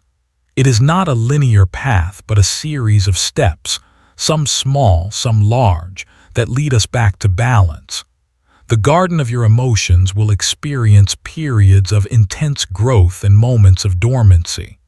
There will be times when the flowers of joy seem to bloom endlessly, and times when the branches of sadness stretch long and barren. But through it all, the garden is always changing, always adapting, always moving toward greater understanding. Just as a gardener learns over time to recognize which plants thrive in which conditions, so too do you learn to recognize the emotional patterns in your life. You learn what nurtures your mind, what encourages growth, and what stunts your emotional development. With each season of life, you become more attuned to your emotional garden, more capable of identifying the plants that need attention and the ones that need to be pruned. You begin to understand that both the flowers and the weeds are necessary. Each one teaches you something valuable about yourself, about your capacity to grow, and about your ability to heal. And as your emotional garden continues to bloom, you begin to notice something truly remarkable: the connections between the various plants in your mind. Just as a garden is a web of interconnected roots, each emotion in your mind is connected to the others. Joy is connected to love, and love is connected to pain. Pain, in turn, is connected to healing, and healing is connected to peace. The garden of your emotions is a complex ecosystem where each plant, each feeling, is part of a greater whole. In this intricate emotional landscape, there is no single emotion that stands alone. Everything is interwoven, each feeling, thought, and memory connected to the next. Just as the roots of a tree spread beneath the soil, so too do the emotions of the mind stretch out, connecting one moment of experience to the next. The garden is not just a place of isolated plants, but a living, breathing ecosystem that changes and grows with time. And so, as we reflect on the garden of our minds, we realize that we are both the gardeners and the garden itself. We are the ones who plant the seeds of joy, of love, of peace. We are the ones who tend to the weeds of pain, fear, and sadness. And through it all, we are the ones who allow the garden to grow, to evolve, and to bloom. It is through this dance of growth and transformation that we find meaning, purpose, and beauty in our emotional lives. The garden of our emotions is ours to shape, ours to cultivate, and ours to cherish. Imagine looking into a mirror, not the kind that reflects your outer appearance, but one that shows the deepest parts of your soul. This mirror does not simply capture your image. It reflects your emotions, your thoughts, your very essence. It is the mirror of your brain, a reflection of everything you feel and experience. The brain, like this mirror, is an intricate mirror that does not just reflect the world around you, but shapes how you see it, how you feel about it, and how you connect with it. In this mirror, every emotion you experience, every thought you think, is reflected back at you. It is not just a passive reflection. It actively shapes your perceptions and responses to the world. Your brain's reflection of your emotional state is complex, sometimes clear, sometimes distorted, but always meaningful. Just like a mirror may reflect the light and shadows around you, your brain reflects the light and shadows of your emotions, guiding your perception of the world. When you feel joy, for example, the mirror of your brain reflects that joy in vibrant colors. The neurons in your brain light up in harmony, sending signals of happiness to your body. You feel lighter, more connected to the world around you, as though the mirror is reflecting your own inner radiance. The emotions you experience create a dynamic energy that flows through the mirror of your brain, illuminating the pathways that lead to your understanding of happiness and contentment. But the brain's mirror is not only a reflection of positive emotions. When you experience sadness or fear, the mirror darkens, distorting the image in a way that deepens the emotional experience. The neural pathways that fire during moments of sorrow are different from those that fire during moments of joy. In sadness, your mind might reflect the world in a dimmer light, showing you the shadows of your experiences and emphasizing the feelings of loss or longing. This mirror doesn't just show you what is happening. It colors the world with the emotional hues of the moment. These reflections are not limited to the emotions we feel in the present. The mirror of the brain also reflects the echoes of past experiences, memories that are intricately tied to the emotions we experience today. When you think of a memory from your past, the reflection in the mirror is not just a simple picture. It is a full spectrum of feelings, perceptions, and sensations that have been woven into your mind over time. The brain's mirror doesn't just show you the events of the past. It shows you how those events shaped you, how they have colored the way you view the present. The fascinating thing about this emotional reflection is that it is not static. Just as a mirror may reflect the light differently depending on the angle or the objects in front of it, the brain's reflection changes depending on the emotional state you are in. A joyful mood will cast a brighter light on the world, making everything seem more vibrant and full of potential. A state of anxiety, on the other hand, will make the world appear darker, more uncertain, as though the shadows are stretching farther than they really are. But what happens when the mirror of the brain becomes clouded, when the reflection is distorted by negative emotions or unresolved experiences? In these moments, the emotional reflection may feel unclear or broken, as though the mirror has fogged over. When we are consumed by fear, anger, or sadness, it can be difficult to see the world with clarity. The reflection we see is not one of truth. It is one colored by our emotional state, by the distortions that those emotions create.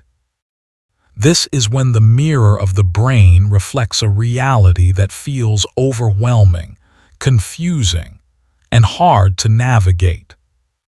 Yet, just as a foggy mirror can be cleared with a simple wipe, the emotional distortions in our minds can also be cleared with the right care and attention. The fog of negative emotions, be it anxiety, sadness, or fear, can be lifted by practices that help to restore balance and clarity. Meditation, self-reflection, and emotional healing allow the brain's mirror to clear, allowing us to see the world and ourselves with greater clarity and understanding. And just as a mirror is not only shaped by the light around it, the brain's reflection is not solely influenced by external events. It is also shaped by the internal dialogue we have with ourselves. The thoughts we think, the stories we tell ourselves about who we are and what we are capable of, deeply influence the reflection in our brain's mirror. If we consistently tell ourselves that we are not enough, that we are unworthy, that we are incapable of change, we distort the reflection in our minds.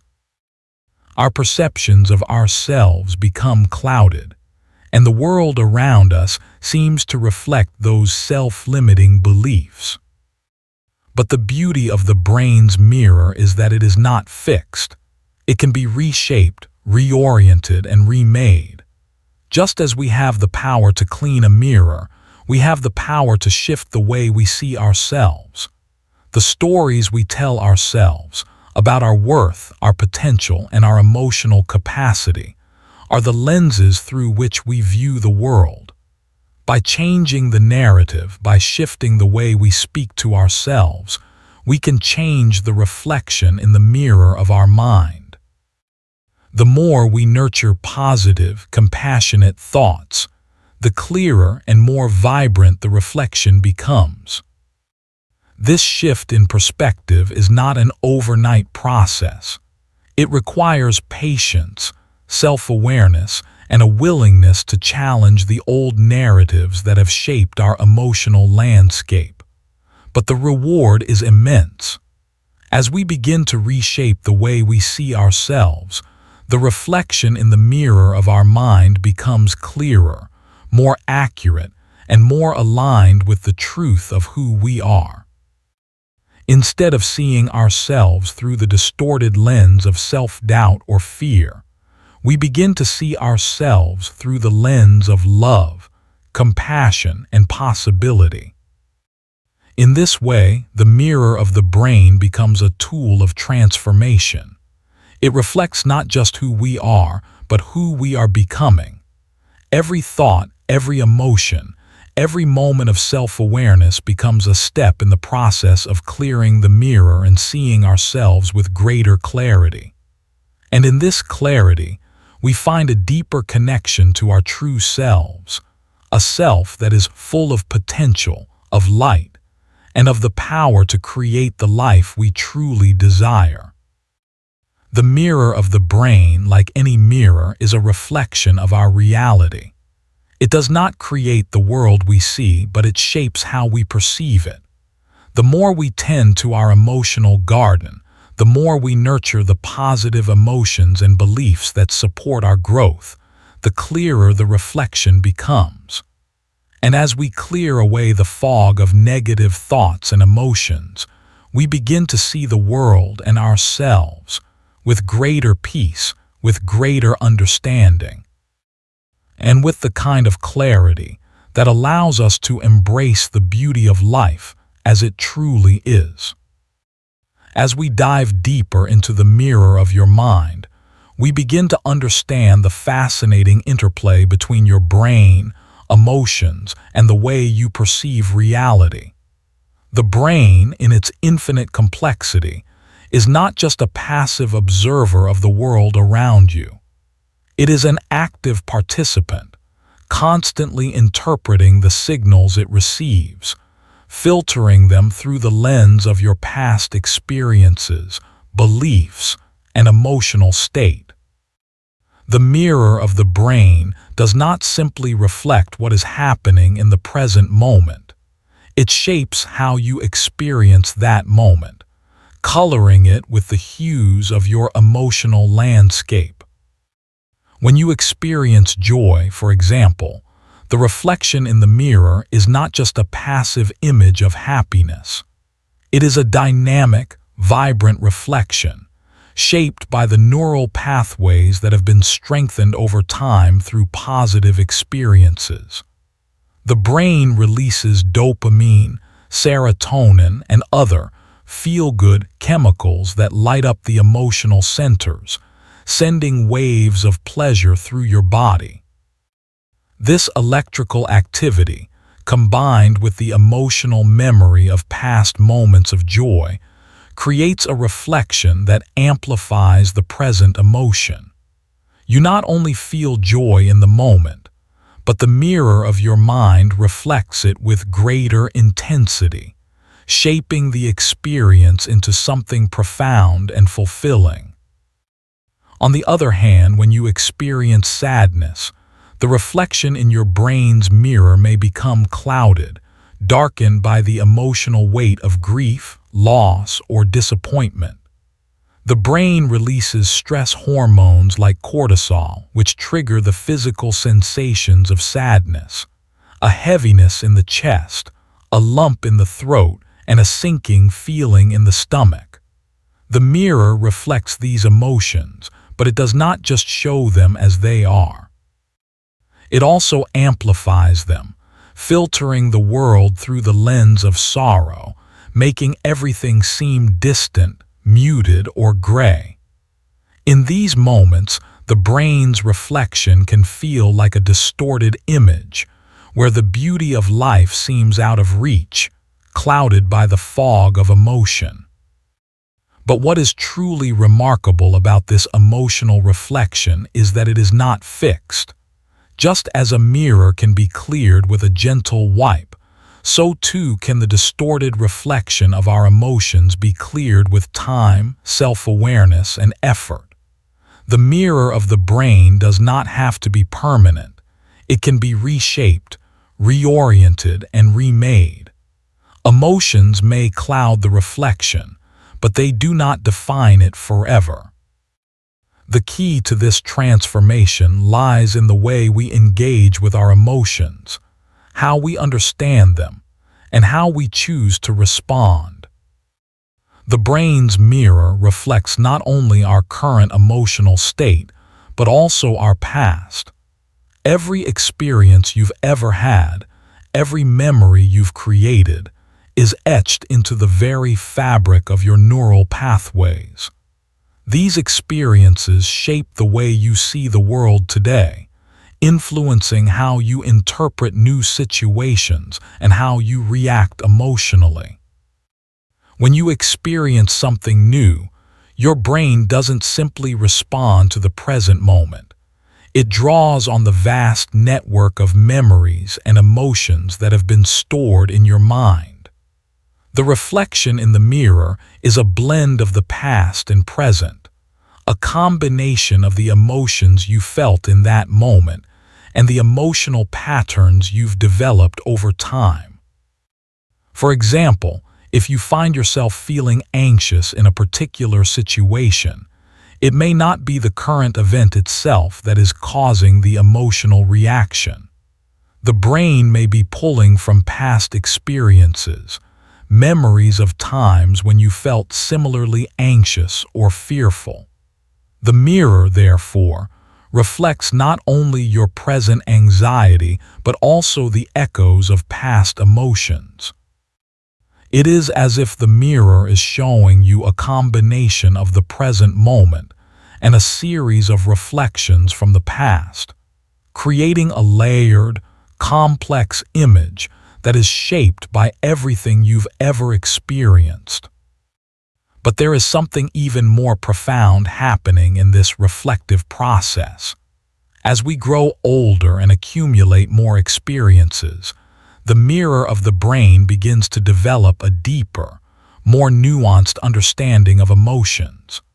The more you experience, the more your brain learns to interpret emotions in different ways. The mirror no longer simply reflects the immediate emotional reaction. It also filters it through the wisdom gained from past experiences.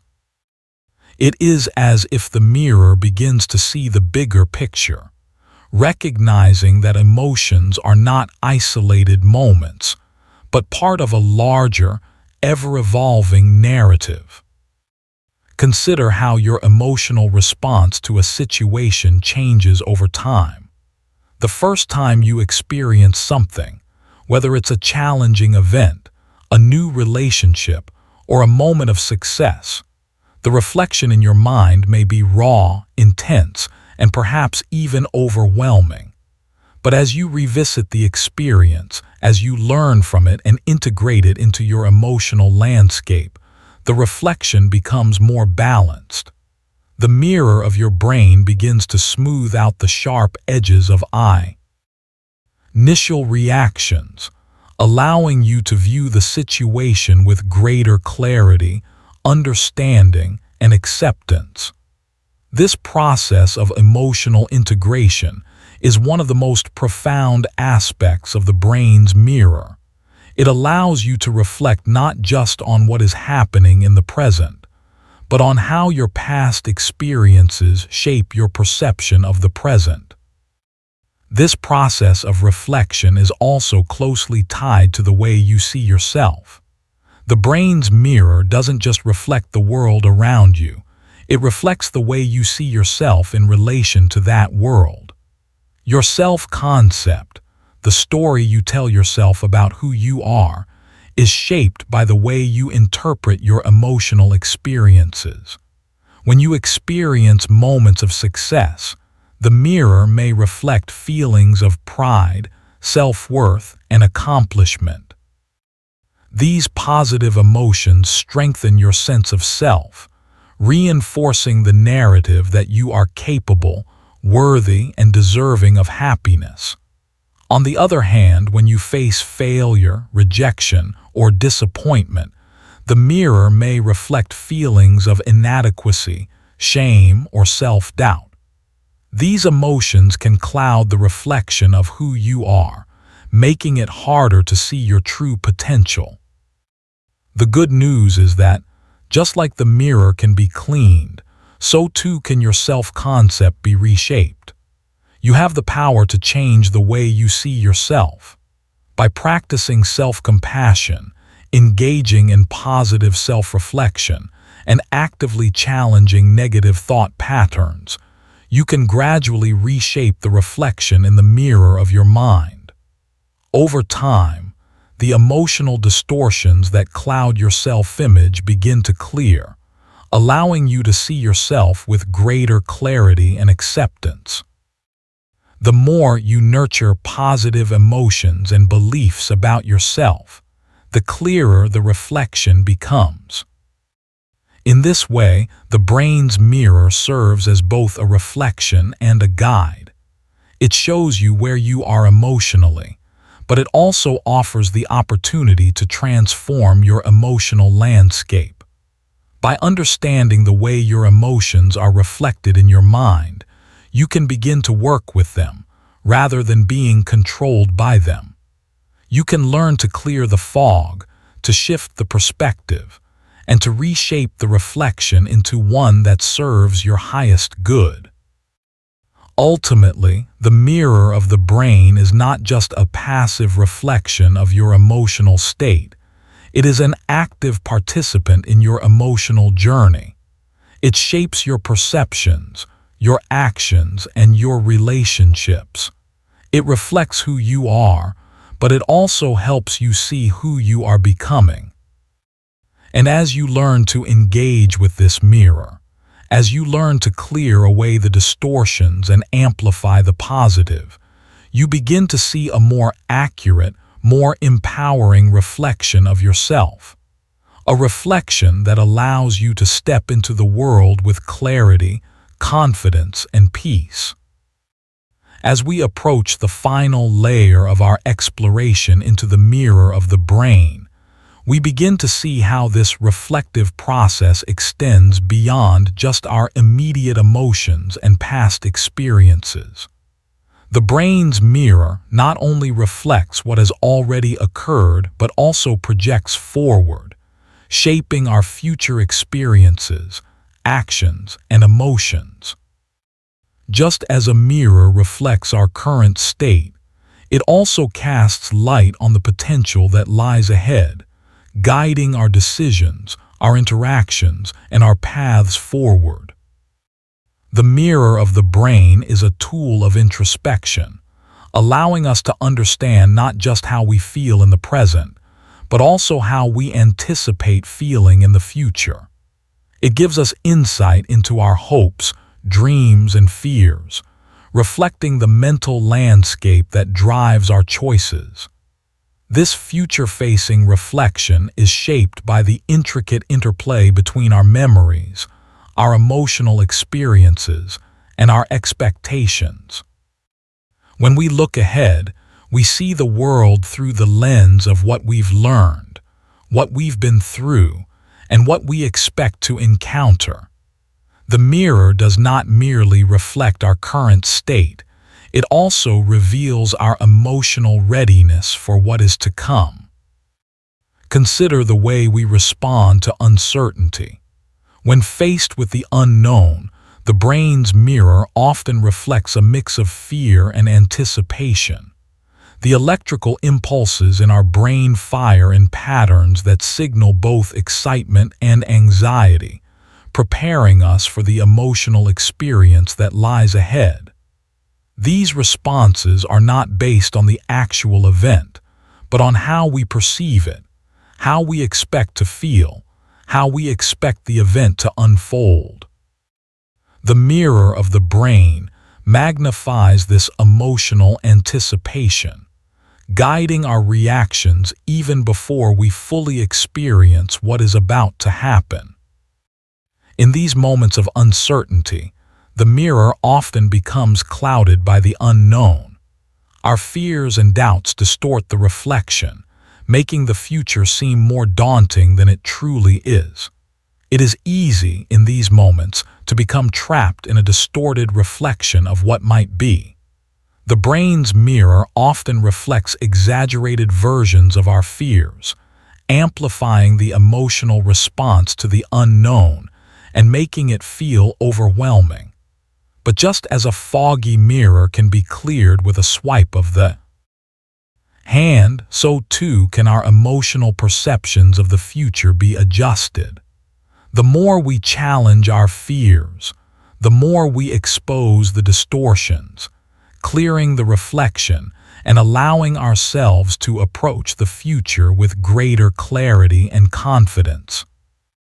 This is where self-awareness becomes an essential tool in reshaping the mirror. When we are able to recognize the emotional patterns that influence our perception of the future, we gain the power to change the reflection. The mirror, which once reflected exaggerated fears or hopes, can be recalibrated to show us a more accurate, grounded view of the future. By practicing mindfulness, by learning to challenge the assumptions and emotional responses that cloud our perception, we begin to see the future more clearly, with greater emotional resilience. The mirror of the brain is also a reflection of our relationships. As we move through life, we interact with others, family, friends, colleagues, strangers, and each of these interactions leaves an imprint on the mirror. The way we perceive others, the way we interpret their actions, is shaped by our own emotional history. Just as the mirror reflects our emotional state, it also reflects how we perceive the emotions of others. If we have experienced love, kindness, and connection, the mirror reflects that understanding, allowing us to see others through a lens of empathy and compassion. However, if we have experienced betrayal, disappointment, or hurt, the reflection in the mirror may become distorted, shaping our interactions with others in a more guarded, defensive light. This emotional lens through which we view others is not fixed.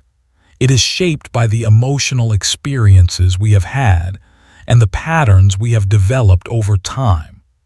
If our interactions have been primarily positive, the mirror reflects a world of warmth and connection, guiding us to approach others with openness and trust. But if we have experienced hurt, the mirror may reflect suspicion, caution, or fear, creating a barrier between ourselves and others.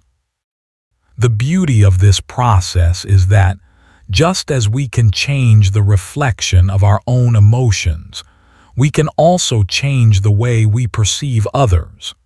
Through conscious effort, we can adjust the lens through which we see the world, shifting our emotional responses from one of defense to one of connection.